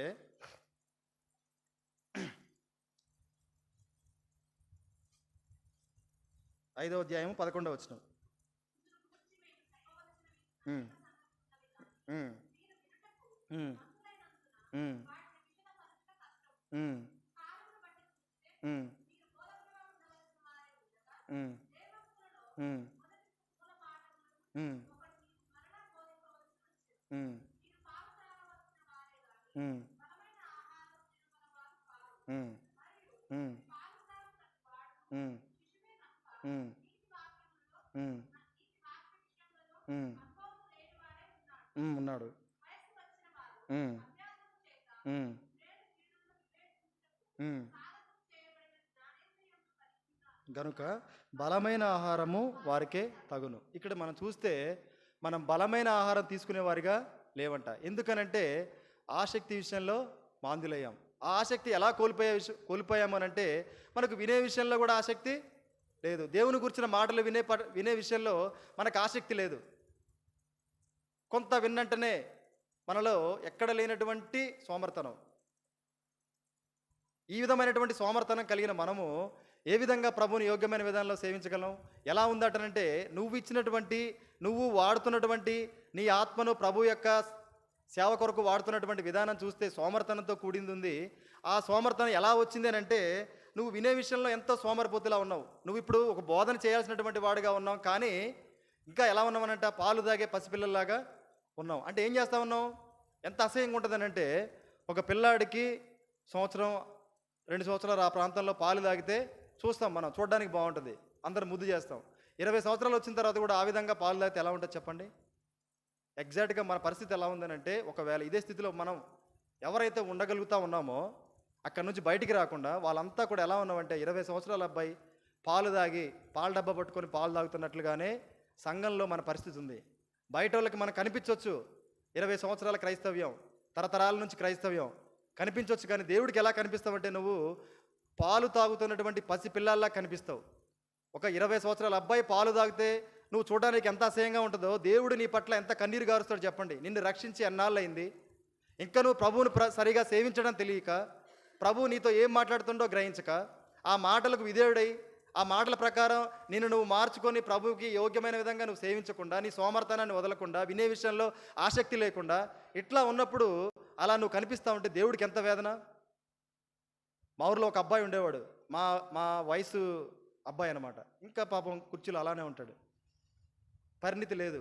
వాళ్ళ అమ్మ ఇంకా పాపం తనకి సేవ చేస్తూనే ఉంటా ఉంది. ఎంత బాధ తల్లికి కదా. మరి నీ పట్ల దేవాది దేవుడు అంత రక్తాన్ని కార్చాడే. మనం ఏమనుకుంటాం, ఎంత కన్న కొడుకైనా సరే కొన్ని మార్లు వాడికి మన సేవ చేసిన విధానాన్ని బట్టి, వాళ్ళు చికాకు చేసిన విధానాన్ని బట్టి ఎంత కోపం వస్తుందంటే, నీ కొరకు నేను ఇంత చేశా, నా సుఖాలన్నీ వదిలిపెట్టుకున్నా, నీ కొరకు నా ఫంక్షన్లన్నీ వదిలిపెట్టుకున్నా, ఇంట్లో ఉండి నీకు ఇంత చాకరీ చేస్తా ఉంటే ఏందిరా నువ్వు చేసే ఈ రచ్చ ఏంటి అని మాట్లాడతాం. కానీ దేవుడు మన పట్ల ఎంత మాట్లాడాలి చెప్పండి. తన ప్రియకుమారుణ్ణి ఈ భూమి మీదకి పంపి ఎంత ఘోరమైనటువంటి శ్రమలకు అనుమతినిచ్చి అంతగా నీ కొరకు సిలువలో ప్రాణం పెట్టాడనంటే తను నీ నుంచి ఎంత ఆశించాలి. ఒక బోధకుడిగా నిలబడాలి, తను సేవ చేసే విధానం నువ్వు నేర్చుకోవాలి. యోగ్యమైన విధంలో పరిశుద్ధంగా తగ్గింపు కలిగి ఒక గృహ నిర్వకత్వం వచ్చినటువంటి వ్యక్తిగా నువ్వు నిలబడి యేసు ప్రభు వారిని మాదిరిగా తనని వెంబడిస్తూ తనని సేవించాలని ప్రభు ఆశపడతా ఉంటే ఆ శక్తి విషయంలో సోమర్థనం కలిగిన వారుగా మనం ఉంటూ వస్తూ ఉన్నాం. ఇది ఎలా వస్తుందంటే మన జీవితాలకి ఎగ్జాక్ట్గా మన జీవితాలకు అలానే వచ్చింది. అది లూకాసు వార్త రండి చూద్దాం. లూకాసు వార్త 21వ అధ్యాయము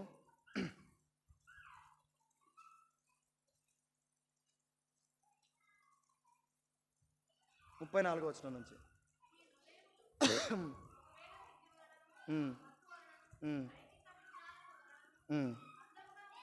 ఒక్క నిమిషం ఆగుదాం.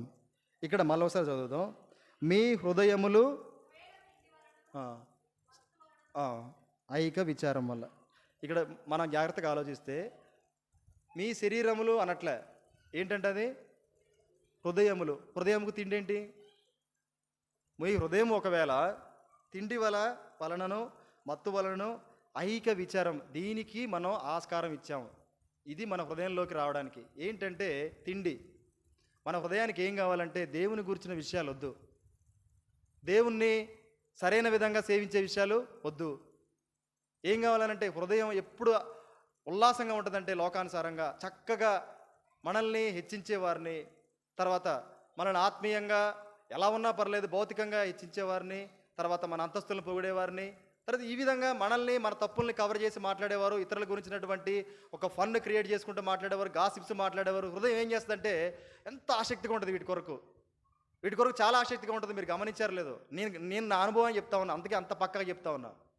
చాలా మార్లు మన లోపాలు చెప్తా ఉంటే కోపం వస్తూ ఉంటుంది. చాలాసార్లు తను కూడా నాకు కొన్ని లోపాలు చెప్తున్నప్పుడు కొంచెం ఇబ్బంది అనిపించేది, కానీ తర్వాత అనిపించేది ఇదంతా కరెక్టే కదా. కానీ మనిషి హృదయం చూడండి, ఏదో స్టఫ్ కావాలి. ఏం కావాలనంటే తిండి. హృదయానికి ఏంటి తిండి? పనికి మాలినటువంటి మాటలు, దేవుని మాటలు కానీ ప్రతి మాటలు మన హృదయానికి కావాలి. ఇవి ఏం చేస్తా ఉన్నాయి? ఎక్కువైపోయింది. ఈ తిండి ఎక్కువైపోయి మత్తు వచ్చేస్తాం. తిండి ఎక్కువైతే ఏమొస్తుంది చెప్పండి? శరీరానికి కాదు మత్తు, ఇది హృదయానికి మత్తు వచ్చింది. ఈ మత్తులో పడిపోయిన మనిషి ఏమవుతాడు చెప్పండి? సోమరిపోతూ అవుతాడు. ఎప్పుడైతే మనం మన హృదయానికి ఈ తిండిని అలవాటు చేసామో మత్తు వచ్చింది. మత్తు రావడం వల్ల సోమర్తనం వచ్చింది. లెగిసి ఇక్కడ ప్లేట్ అక్కడ పెట్టలేనటువంటి సోమర్తనం వచ్చింది. దేవుని సన్నిధిలో ఒక కార్యాన్ని దేవుని వైపుగా చూస్తూ దేవుడి సంతోషాన్ని కనిపెడుతూ ఒక కార్యం చేయలేనటువంటి వారుగా మనం మారుతూ వచ్చాం. ఎందుకనంటే హృదయానికి ఉన్నటువంటి అక్కర, ఏం అక్కర? తిండి అక్కర. అలవాటు పడిపోయినటువంటి మన హృదయం తింటా ఉంది, పెరిగిపోయింది. బాగా తిండిపోతులుగా మారడం వల్ల ఏమొచ్చిందనంటే నిద్రపోతూ ఉంది. ఏం జరుగుతూ ఉందో మందిరంలో తెలియదు, నిద్రపోతాం.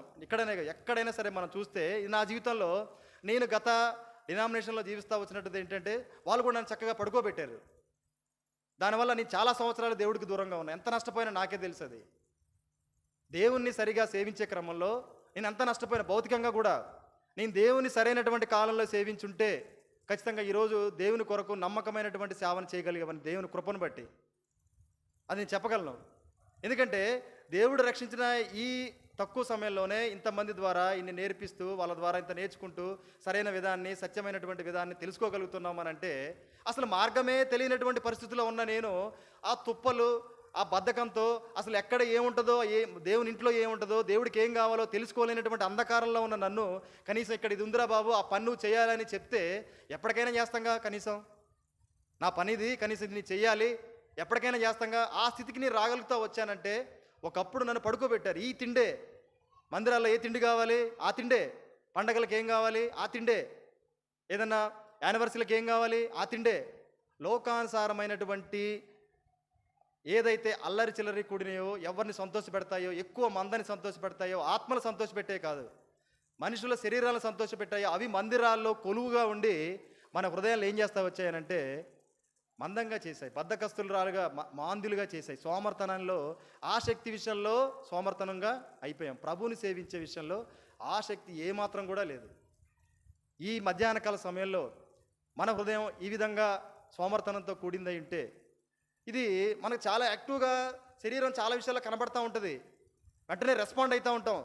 కానీ ఇది దేవుని చూసి చేస్తూ ఉన్నావా, మనిషిని చూసి చేస్తూ ఉన్నావా, ఇది కూడా మనం ప్రాముఖ్యంగా గమనించగలగాలి. భగత్ సింగ్ గారు సేవ ప్రారంభించినప్పుడు ఆయన ఎంతమంది అంటే ఒక్కడిగా సేవ ప్రారంభించాడు. ఒక్కొక్కరుగా రాజరత్నం గారని, తర్వాత దేవుని ద్వారా కొంతమంది యాడ్ అవుతూ వచ్చారు. ఆయన ఒక్కడిగా ఉన్నప్పుడు ప్రభుని ఏ విధంగానైనా సేవ చేయొచ్చు. కానీ ప్రతి విషయంలో, ఒక పార్కులో కూర్చునే విషయంలో, మంచినీళ్ళు తాగే విషయంలో, సువార్త పత్రికలు పంచే విషయంలో, ప్రతిదీ కూడా ప్రభుని అడుగుతూ వచ్చాడు. ప్రభుని సేవించుట అంటే అది. మన జీవితాల్లో ఎప్పుడైనా ఇంతగా మన ప్రభు మీద ఆధారపడుతూ తనను సేవించామా? ఒకవేళ ఆసక్తి విషయంలో మాంద్యులుగా సోమరిపోతులుగా ఉంటే మనం ఇది సరి చేసుకోవాలి. ఇది మన ఆత్మీయ జీవితానికి ఎంతో అడ్డంకు. దీనితో మన ప్రభు బల్లలో చేయి వేయగలం, కానీ ప్రభు కొరకు సరైనటువంటి సేవను మనం చేయలేము. ఈ విషయంలో మనం చాలా జాగ్రత్తగా ఉండాలి. ఈ ఆసక్తి విషయంలో మనం వెళ్తే బైబిల్లో ఒక వ్యక్తిని మనం చూస్తాం. అది చూసిన తర్వాత విషయంలోకి మనం వెళ్దాం. ఒక వ్యక్తిని మనం చూస్తాం. దయచేసి రండి. సంఖ్యాకాండము 25వ అధ్యాయము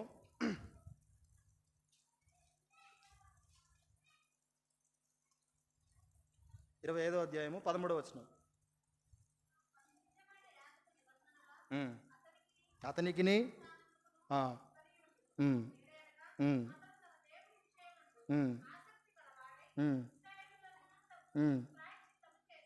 ఒక నిమిషం. దేవుని విషయమందు ఆసక్తి గలవాడై ఇశ్రాయేలీల నిమిత్తము ప్రాయశ్చిత్తము చేసెను. అతడెవరు? చేసిన ప్రాయశ్చిత్తం ఏంటి చూద్దాం. ఏం చేశాడంట? 14వ వచనం. జిమ్రీ,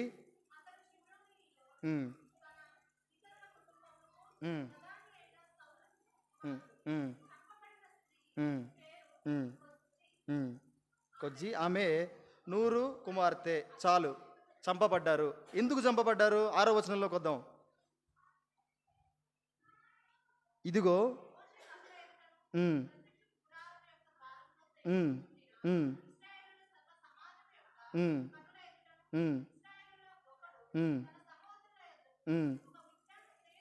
అది పాపం. చూడండి, ఇక్కడ ఒక మిద్యాను స్త్రీని తోడుకొని వచ్చాడు. ఎవరి మధ్యలోకి? ఇజ్రాయేల్ సమాజంలోకి తోడుకొని వచ్చాడు. ఇది పాపం. ఇటువంటి పాప పరిస్థితుల్లో ఉన్నటువంటి ఇజ్రాయేల్ సంఘాన్ని ప్రభువుని సేవించడం, ప్రభు పనుల్లో ఆసక్తి పరులుగా ఉండడం ఏంటనంటే, ఒక పాపం సంఘంలో జరిగినప్పుడు, లేదా ఒక దేవునికి ఇష్టం లేని కార్యం జరుగుతూ ఉన్నప్పుడు, లేదా ఏ దేవునికి ఇష్టమైన కార్యం జరగనప్పుడు సంఘంలో ఉన్నటువంటి వారు దేవుని సేవించే విషయంలో ఆసక్తి పరులు చేయాల్సినటువంటి పని ఏంటంటే, రండి తర్వాత చదువుకుందాం. యాజకుడైన మిద్యాని స్త్రీని తోడుకొని రావడం అనేది పాపం. అయితే యాజకుడైన అహరోను మనమడును ఎలియాజు కుమారుడైన ఫినెహాసు అది చూచి సమాజము నుండి లేచి, ఎక్కడి నుంచి లేచాడైనా? సంఘము నుండి లేచాడు. మనకిలాగా అంటే ప్రస్తుతం ఉన్నటువంటి వారి వలె జరగని, ఏదో జరుగుతూ ఉంది కదా, జరిగిపోతూ ఉంటుంది. జరిగిన తప్పు వచ్చింది, మిద్యాని స్త్రీని తీసుకొని వచ్చాడు, కరెక్టే. జరగని ఇంతమంది ఉన్నారు, ఎవరు మాట్లాడట్లేదు కదా. అది కాదు ప్రభుని సేవించడం అంటే, ఆసక్తి కలిగి ఉండడం అంటే. చూడండి,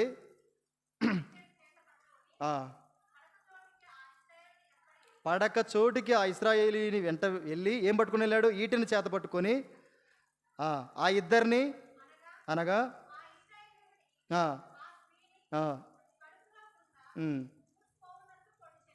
కడుపులో గుండా దూరిపోనట్లుగా పొడిచాడంట. పాపం వచ్చింది, పాపం చేయడానికి వచ్చిన స్త్రీ, పాపం చేయడానికి సిద్ధపడ్డటువంటి సంఘంలో ఉన్నటువంటి, ఆ సమాజంలో ఉన్నటువంటి వ్యక్తి, ఇద్దరిని కూడా పొడిచాడు. ఎవరనంటే ఆసక్తి కలిగినటువంటి, దేవుని పట్ల ఆసక్తి కలిగినటువంటి ఫినేహాసు దేవుని పట్ల ఆసక్తి కలిగి, ఇక్కడ దేవుడు ఒక మాట అద్భుతంగా మాట్లాడతాడు తన గురించి.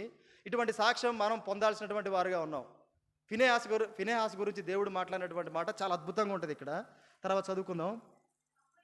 వారి మధ్యను సార్ చదవం 10వ వచనం నుంచి చదువు.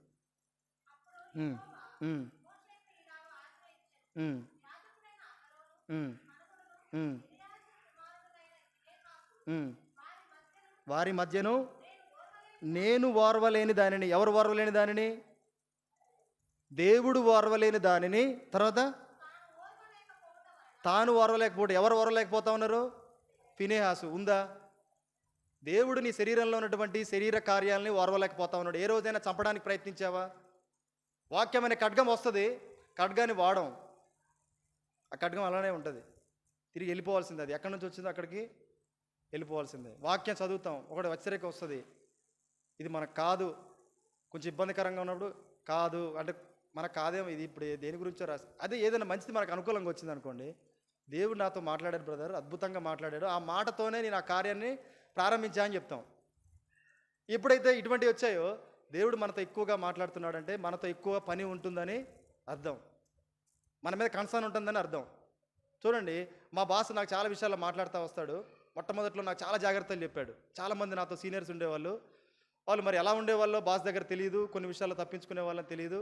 తను వచ్చిన తర్వాత చెప్పాలంటే ద బెస్ట్, నాకు మంచి అధికారం చెప్పాలి. నన్ను తిట్టినా సరే, ఏం చేసినా సరే, అప్పటి వరకు లేనటువంటి మంచి సంస్కృతిని తను తీసుకొని వచ్చాడు పనిలో.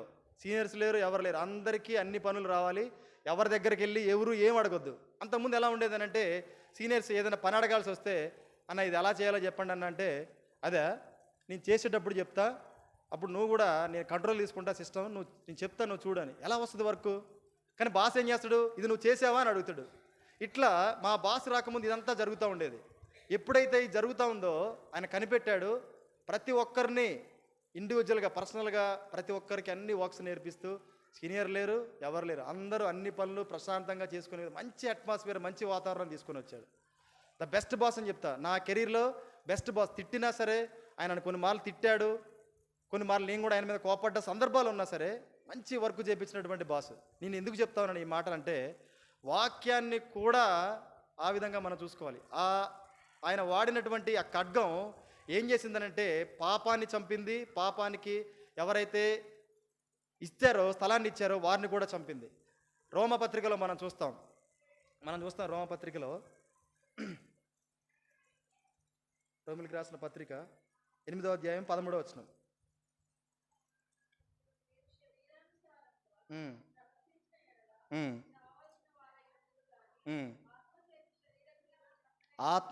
ఆత్మచేత చంపాలి.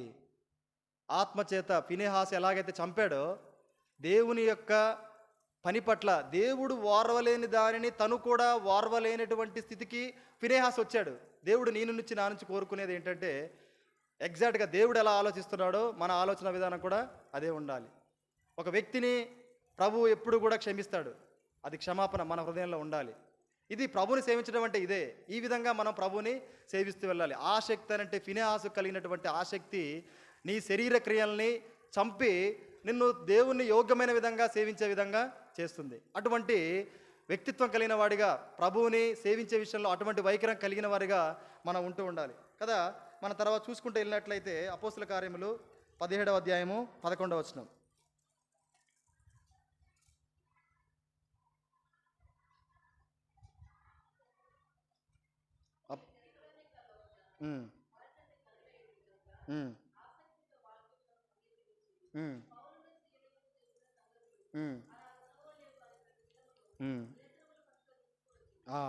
ప్రతి దినము, ప్రతి వారమా, ప్రతి దినమా? వాళ్ళు ఎప్పుడు అటెండ్ అవుతూ ఉండేవాళ్ళు అంటే, ప్రతి దినము లేఖనాలు పరిశోధిస్తూ ఉన్నారనంటే బహుశా ప్రతిదినం కూడుకుంటా ఉండొచ్చు. కూడుకోవడమే కష్టం. అటువంటి పరిస్థితుల్లో మనం మన శరీరాలకు ఆస్కారం ఇస్తూ వస్తూ ఉన్నాం. కూడుకున్న దాంట్లో మాట్లాడుకున్నటువంటి మాటలను కూడా ఏం చేస్తూ ఉన్నారంటే వీళ్ళు అలాగ ఉన్నవో లేవో ప్రతిదినము లేఖనములు. ఇది సేవ, ఇది ఆసక్తితో కూడినటువంటి సేవ. ఈ సేవ, ఈ ఆసక్తి కలిగి చేసేవారిని దేవుడు తన సేవ కొరకు దేవుని యొక్క యేసు ప్రభు యొక్క మార్గంలో నడిపించుకుంటూ వాడుకుంటాడు. అటువంటి ఆసక్తి కలిగిన వారుగా మనం ఉండాలి. తర్వాత రోమిలికి రాసిన పత్రిక 12వ అధ్యాయము 16వ వచనంలో మనం చూస్తే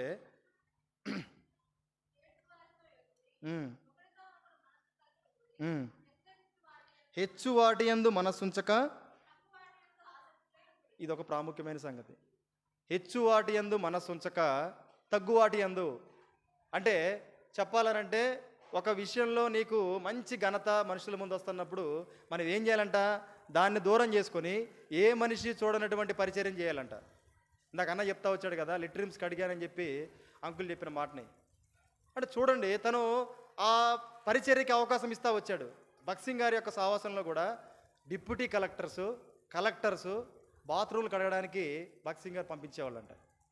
ఇది నిజం. అది వాళ్ళు కూడా పరిచర్యను గొప్పగా భావించి, చూడండి, వాళ్ళు లోకం పరంగా చూస్తే మంచి స్థానంలో ఉన్నటువంటి డిప్యూటీ కలెక్టర్స్ టాయిలెట్స్ కడుగుతా ఉన్నారనంటే ఎంత తగ్గింపు. అది ఎవరు చూసే పరిచర్య కాదు. అటువంటి పరిచర్యకు వాళ్ళని దేవుడు వాడుకుంటూ వచ్చాడు. దేవుడు నీ నుంచి నా నుంచి కోరుకునేది ఏంటంటే హెచ్చించేది కాదు, తగ్గించేటువంటి వారిగా మనం ఉండి పరిచర్య చేయాలని. మనుషులు చూడకపోవచ్చు, మనుషులు నేను మెప్పు పొందకపోవచ్చు, కానీ దేవుడైతే నన్ను మెప్పుకుంటాడు కదా. నువ్వు ఎంత చక్కనైనటువంటి రూటులో వెళ్తున్నావో, మార్గంలో వెళ్తున్నావో దేవుడైతే చూస్తాడు. దేవుడు చూసేదే ప్రాముఖ్యం అండి. గమనించండి, దేవుడు చూసేదే ప్రాముఖ్యం. మనుషులు చూసి బహుశా ఈరోజు బాగుంది అనొచ్చు, కానీ ఒకానొక రోజు నీకు తనకున్నటువంటి బంధాన్ని బట్టి వాళ్ళు నిన్ను దూరం చేస్తారు, వాళ్ళే నిన్ను తక్కువ చేసి మాట్లాడవచ్చు. కానీ దేవుడు మాత్రం ఏం చేస్తాడు, నీ తక్కువ చేసుకున్న కారణాన్ని బట్టి, నీ హృదయం అలా ఉండడాన్ని బట్టి దేవుడు నిన్ను హెచ్చిస్తాడంట. మనం సేవించే విషయంలో ఇది మనం గమనించాలి. తర్వాత మనం వెళ్ళినట్లయితే 2 కొరింథీ 9వ అధ్యాయము 2వ వచనం.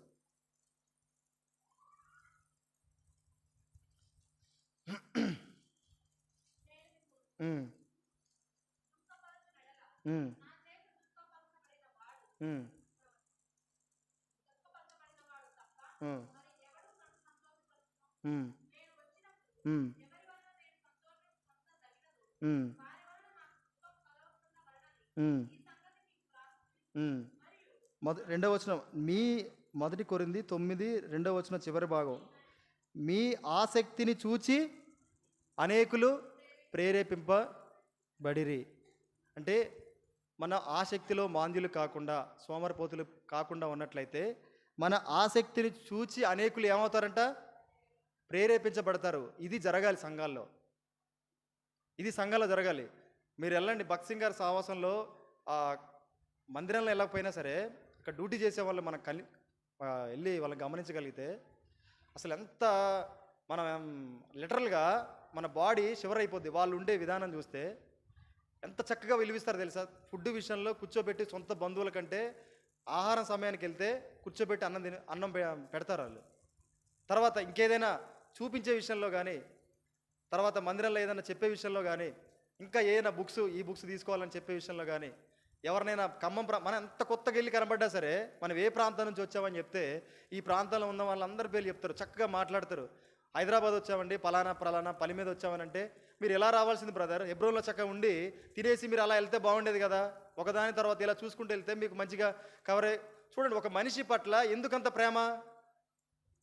దేవుని సేవించడం అంటే ఇది. వాళ్ళు ప్రేరేపిస్తూ ఉన్నారు. ఎలా అనంటే, ఒక మనిషి ద్వారా వారు పొందుకున్నటువంటి రక్షణ, ఒక మనిషి నడిపించాడు రక్షణ వైపు, దేవుడు ఆకర్షించాడు. ఆ రక్షణ ద్వారా తను నేర్చుకుంది ఏంటంటే ఇలా ప్రభువుని సేవించాలి. ఎలా సేవించాలనంటే ఒకరు ప్రేరేపించబడే విధంగా నీ ఆసక్తి ఉండాలి. వాళ్ళు ఎవరి వైపు చూస్తూ ఉన్నారు, మనం వెళ్ళిపోయే వాళ్ళం, మనం ఎవరికి కూడా వాళ్ళ మీద గొప్పగా చెప్పం. కానీ వాళ్ళు ఎవరి వైపు చూస్తూ ఉన్నారు, దేవుడి వైపు చూస్తూ ఉన్నారు. వీళ్ళతో నేను మాట్లాడే మాట, వీళ్ళకి నేను ఇచ్చే రెస్పెక్ట్, వీళ్ళకి నేను చేసే సహాయం దేవుడు చూస్తాడు. ఇది నా క్రమం, ఇది ఒక దైవజనుడు చెప్పిన క్రమం, ఇది దేవుడు చెప్పిన క్రమం. కాబట్టి ఈ క్రమంలో నేను వెళ్ళినప్పుడు ఆసక్తి విషయంలో నేను మాంద్యుడను కాను. ఇది దేవుణ్ణి సేవించేటువంటి సరైనటువంటి క్రమం. మన ఆసక్తి ఇతరులను ప్రేరేపించే విధంగా ఉందా? ఎంతమందిని ప్రేరేపించాం? మన ప్రభువుని సేవించే విషయంలో కలిగినటువంటి ఆసక్తి ఎంతమందిని ప్రేరేపించింది? ఒక్కరినైనా, మన చుట్టుపక్కల వాళ్ళలో, మన బంధువుల్లో, తల్లిదండ్రుల్లో ఎవరినైనా సరే, అరే నీ జీవితం ఇంతగా మారిపోయింది ఏంట్రా, అసలు నువ్వేనా, అమ్మ నువ్వేంటి ఇలా మారిపోయావేంటి అని ఎవరైనా మాట్లాడారా? లేదా మన ముందు కాకుండా ఇతరుల దగ్గరికి వెళ్ళి, వాళ్ళు మందిరానికి వెళ్తారు కానీ వాళ్ళ కోపం తగ్గలేదు, మందిరానికి వెళ్తారు కానీ ఇంట్లో గొడవలు తగ్గలేదు, మందిరానికి వెళ్తారు కానీ వాళ్ళ పిల్లల మీద కోపడే విషయం, వాళ్ళు సినిమాలు చూసే విషయం, ఇదేది మారలేదు అనే విధంగా ఉందా మన ప్రేరేపణ? ఆసక్తి విషయంలో మాంద్యులుగా ఉంటే ఎగ్జాక్ట్గా అలానే ఉంటుంది. ఎప్పుడైతే ఆసక్తి విషయంలో మనం సోమర్తనాన్ని వదిలేస్తామో అప్పుడు మనం ఒకరిని ప్రేరేపించే విధంగా ఉంటాం. కాబట్టి ఈ సమయంలో మనం ఏం చేయాలంటే ప్రకటన 3వ అధ్యాయము 19వ వచనం.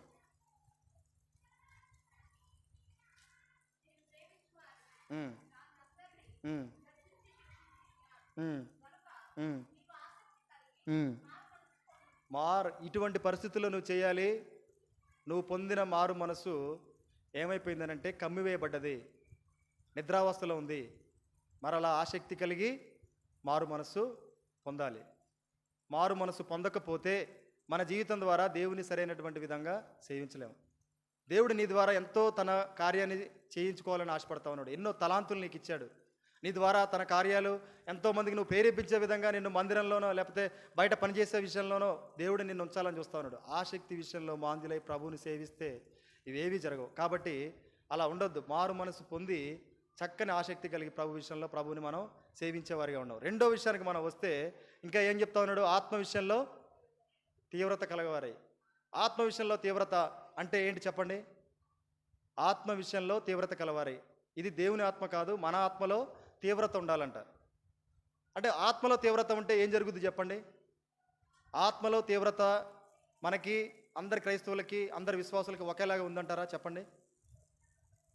ఆత్మల తీవ్రత అందరికీ ఒకేలా ఉందంటారా? భక్సింగ్ గారి ఆత్మ తీవ్రత మన ఆత్మ తీవ్రత ఒకటేనా? కాదు. తర్వాత ఇప్పుడు మన రోజుల్లో ఉన్నటువంటి వ్యక్తులను చూద్దాం. మల్లికార్జున బ్రదర్ మీకు తెలిసే ఉంటుంది.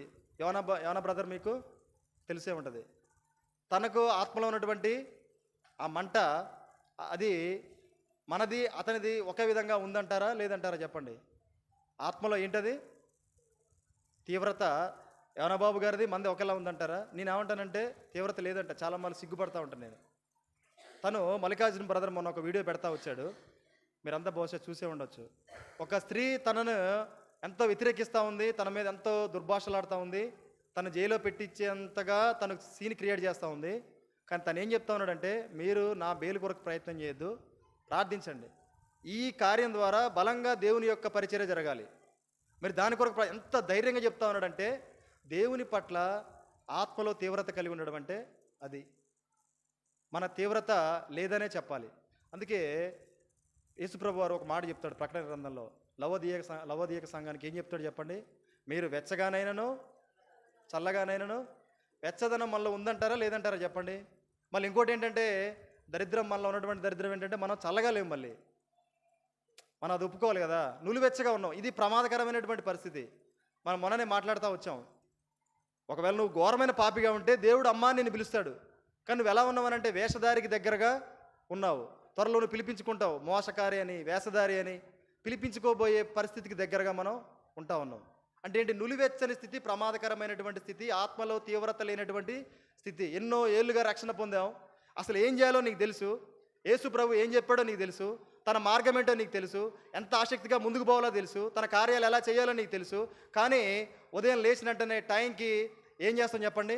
ఈరోజు నేనేం చేయాలి, దాని కొరకు కుటుంబం మీద ఎంత కోప్పడాలి, దాని కొరకు నేను కుటుంబంలో ఇతరుల మీద ఎంత ద్వేషించాలి, వర్క్ దగ్గర ఎన్ని అబద్ధ మాటలు మాట్లాడాలి, ఎన్ని మోసాలు చేయాలి, ఇదే బతుకు చెప్పండి. రక్షణ పొందినటువంటి మన జీవితాల్లో ఎప్పుడు గుర్తురాదా? మన జీవితంలో ఒక ఆదివారం తప్ప సోమవారం నుండి శనివారం వరకు ఆత్మలో తీవ్రత కలిగి ఉండడం ఏంటంటే నిరంతరం కూడా ప్రభువుని మన హృదయంలో పూర్ణాత్మతో ప్రేమిస్తూనే ఉండాలి. ప్రేమించిన మనిషి శిలువలో దేవుడు నిన్ను ప్రేమించే విధానం చూపించాడు. ఎంతో కష్టంలో రగిలిపోతూ ఉంటుంది ప్రభువు కొరకు. అది భక్త్ సింగ్ గారిలో ఉంది, బిల్లి గ్రహం గారిలో ఉంది. ఎందుకు బయటకు వచ్చాడు చెప్పండి? మనకంటే మంచి స్థితి, చక్కని బోధ, మంచి ట్రైనింగ్ తీసుకున్నాడు. ఆయన మాటకు అందరూ విలువిస్తూ ఉన్నారు. కానీ దేవుడు తనతో మాట్లాడాడు. తన ఆత్మలో తీవ్రతను తను ఇంకా అదే విషయంలో ఆ తీవ్రతను తగ్గించుకోవడానికి ఇష్టపడలా. ఈ తీవ్రత ప్రభు కార్యాన్ని సమర్థవంతంగా సత్యంగా బయటికి తీసుకొని వెళ్ళాలని తను బయటకు వచ్చాడు. బయటకు వచ్చి ఏ సంఘంలో అయితే ఉన్నాడో ఆ సంఘంలో నుంచి ఎన్నో తప్పులు బయటికి తీశాడు. సత్తులో ఉంచిందో, నీ హృదయాన్ని ఏదైతే తిండితో మత్తులోకి లాగేసుకుందో, ఇంకా అటువైపుకి వెళ్ళాలనే ఆలోచనలు మన హృదయంలో ఉంటే తీసివేద్దాం. అది తీవ్రత చాలా చాలా చాలా ప్రాముఖ్యమైన సంగతి అండి. దేవుని సేవించే విషయంలో ఆత్మలో తీవ్రత లేకపోతే నువ్వు రక్షింపబడి వృధానే. ఆత్మలో తీవ్రత లేకపోతే రక్షింపబడి వృధానే. ఎందుకు చెప్తున్నానంటే రండి, మార్కు సువార్త 8వ అధ్యాయము 34వ వచనం. పదే పదే ఇదే మాటని చెప్తా ఉంటాడు దేవుడు. 8వ అధ్యాయము 34వ వచనం.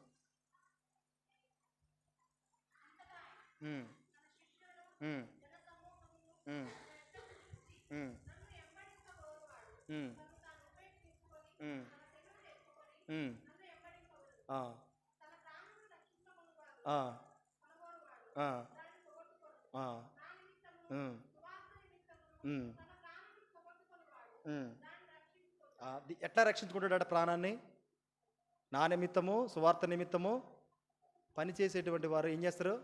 దాన్ని కాపాడుకుంటానంటే దేవుని సువార్త పట్ల, దేవుని కార్యాల పట్ల తన ప్రాణాన్ని, ఈ శరీరంలో ఉండేటువంటి ఈ ప్రాణం పోయేటువంటి దాన్ని ఏమాత్రం కూడా లెక్క చేయకుండా దేవుణ్ణి సేవించే వాళ్ళే ఆత్మలో తీవ్రత కలిగినటువంటి వాళ్ళు.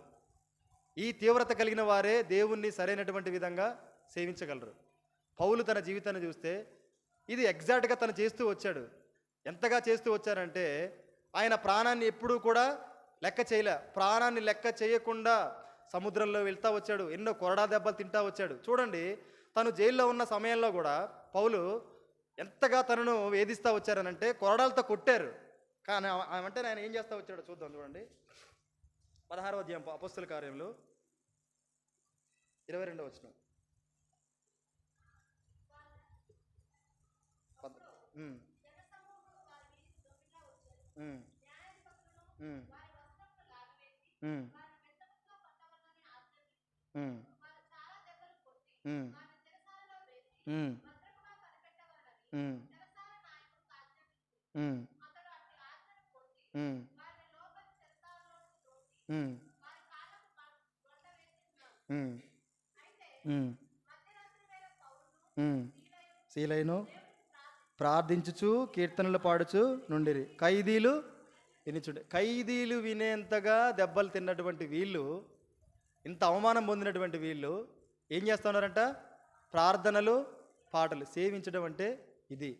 ఏం సేవించడం అని అంటే శరీరాన్ని లెక్క చేయకుండా ఆత్మలో నేను మరణాన్ని పొందకూడదని దాని కొరకు తాపత్రయపడి ఆత్మలో ఆవేశం కలిగి తీవ్రత కలిగినటువంటి వ్యక్తులు, మంట కలిగినటువంటి వ్యక్తులు చేసే పరిచర్య ఇది. ఆనాడు 1940 నుంచి భక్సింగ్ గారు చేసినటువంటి మంట, ఆయన అంత తీవ్రత ఈరోజు ఇక్కడ ఇంతమందిని నిలబెట్టుకోగలిగింది కాదా చెప్పండి. 10,000 సంఘాలు కట్టబడ్డాయనంటే ఎంత మంట మండుంటే కట్టబడాలి చెప్పండి. ఈ మండని కారణం చేత కనీసం ఒక్కరినైనా మనం రక్షించాం. యథార్థంగా మనం అందరం ఒక్కరినైనా 4 సంవత్సరాల నుంచి మనం రక్షించాం గర్వంగా చెప్పండి. చెప్పాలంటే సీనన్న నేను ఒక మందిరం నుంచి వచ్చాము. తర్వాత ఇంకా దేవన బ్రదర్ ఒక మందిరం నుంచి వచ్చాడు. తర్వాత రకరకాలుగా మనం వర్షిప్ చేసే వేదిక మారిందే తప్ప మనమంటూ ఒకరిని రక్షించుకొని ఇక్కడికి నడిపించావా? ఇది మన హృదయంలో వేసుకునేది నేను క్షమించండి దయచేసి మన నేరుగా నేను మాట్లాడుతూ ఉన్నా. నాకు మనందరికీ వేసుకునేటువంటి ప్రశ్న, ఒక్కరినైనా మనం రక్షించావా? అన్యుల్ని ఒక్కరినైనా అంటే రక్షించకపోవడానికి ఇక్కడ ఎన్ని కారణాలు కనబడతా ఉన్నాయనంటే, పౌలు ఏం చేశాడు చెప్పండి? దెబ్బలు తిన్నాడు. ఆయన బట్టలు పౌలుకి ఎవరు అనుకున్నారు? పౌలు మనం ఫీల్ అవుతాం మందిరంలో కానీ లేకపోతే బయట కానీ మంచి పొజిషన్ ఉన్నాం అనుకుంటున్నా. పౌలు ఒక గొప్ప సైనికుడిగా ఉన్నాడండి. తనంతట తానుగా తనకున్నటువంటి అధికారం బట్టి ఒక ఆర్డర్ చేయించుకొని క్రైస్తవులను హింసపెట్టడానికి బయలుదేరినటువంటి వ్యక్తి. అంటే తనకు రోమా ప్రభుత్వంలో ఎంత అధికారం ఉందో చూడండి. హింసలు పెట్టి ఆ చెరసాల్లో వేసి కొరడా దెబ్బలు కొడతా ఉన్న తర్వాత కూడా తను ఏం చేస్తా ఉన్నాడంటే తీవ్రత కలిగి ప్రార్థనలు, పాటలు ఖైదీలకు వినబడే విధంగా మాట వస్తుందో చెప్పండి. ఎలా కొడతారండి? ఇప్పుడంటే కొద్దిగా ఫ్రెండ్లీ పోలీస్ అని కొంచెం దెబ్బలు తక్కువ కొడతా ఉన్నారు. కానీ అప్పుడు దెబ్బలు ఎలా ఉంటాయనంటే, అది యెహోవా దేవునికి వ్యతిరేకంగా యేసుప్రభు వారు నమ్మనటువంటి ఆ ప్రజలు యేసుప్రభువే దేవుడు, మెస్సయ్య వచ్చాడు ఇతనే అని చెప్పేసి నేను చెప్పిన పరిస్థితుల్లో వీళ్ళు చెప్పే సువార్తకి వాళ్ళు కొట్టిన దెబ్బలు మామూలు కాదండి.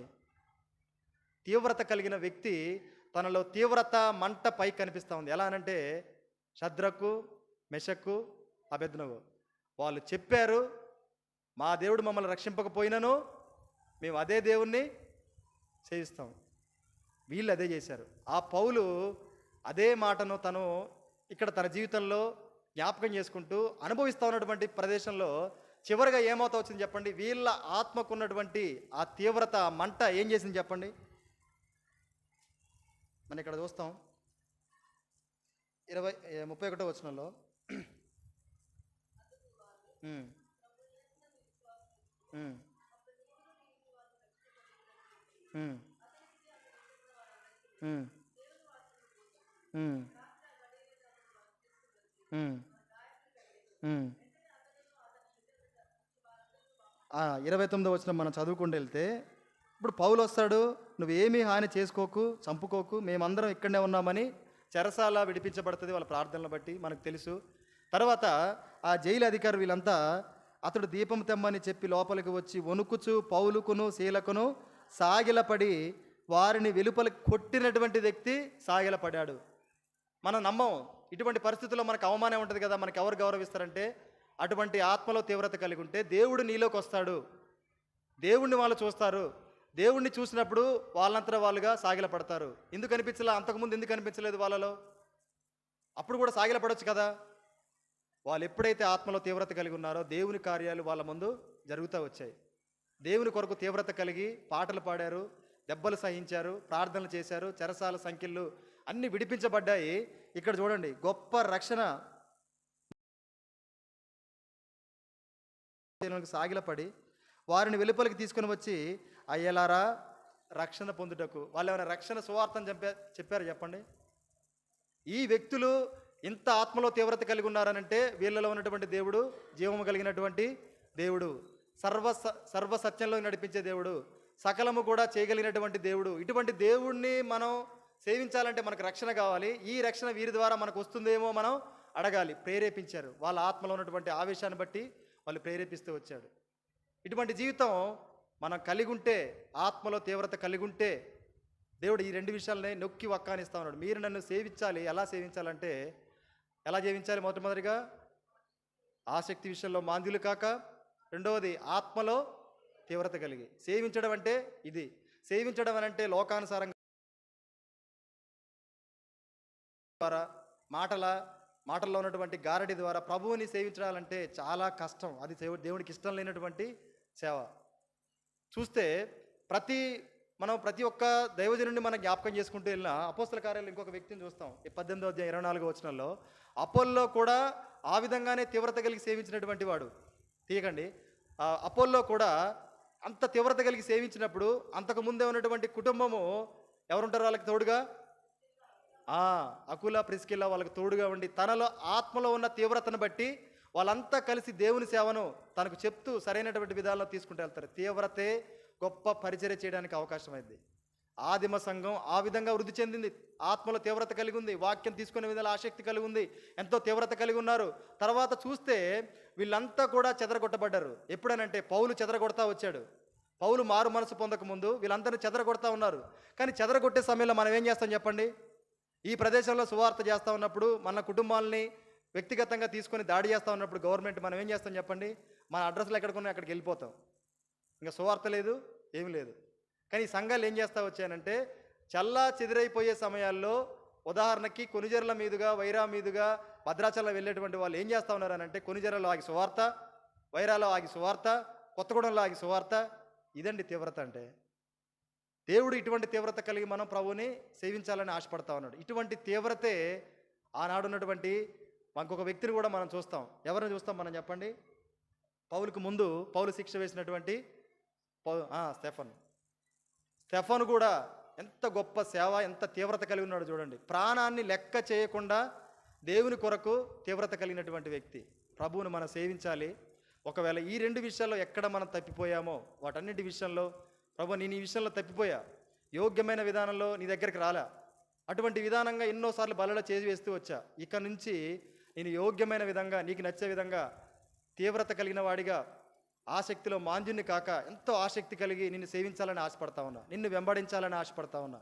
నువ్వు ఏ గుణలక్షణాలు అయితే తొడుక్కొని ఈ భూమి మీద ఉండి జీవించి నువ్వు ప్రభువుని దేవుని సేవిస్తూ వచ్చావో, నేను కూడా నిన్ను వెంబడించి అదే విధంగా నేను నిన్ను సేవించాలని ఆశపడతా ఉన్నా, నాకు సహాయపడని చెప్పినప్పుడు దేవుడు ఖచ్చితంగా ఎఫెసీయులకు రాసిన పత్రిక 6వ అధ్యాయము 6వ వచనంలో చెప్పినట్టుగా, ఎఫెసీయులకు రాసిన పత్రిక 6వ అధ్యాయము 6వ వచనం,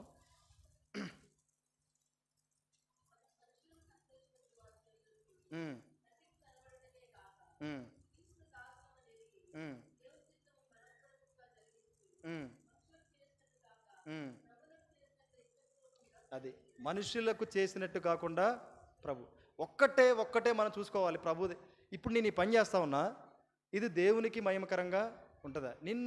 కొన్నిసార్లు దుఃఖం అనిపించవచ్చు దేవుని మాటలను బట్టి, కానీ ఆ దుఃఖం మన ఎటువైపు నడిపిస్తుంది? అటువంటి వైపుగా నడిపిస్తుంది. కాబట్టి దుఃఖం కూడా మంచిదే అనుకొని మన ప్రభువుని చక్కగా యోగ్యమైన విధంలో బట్టి వాక్యాన్ని బట్టి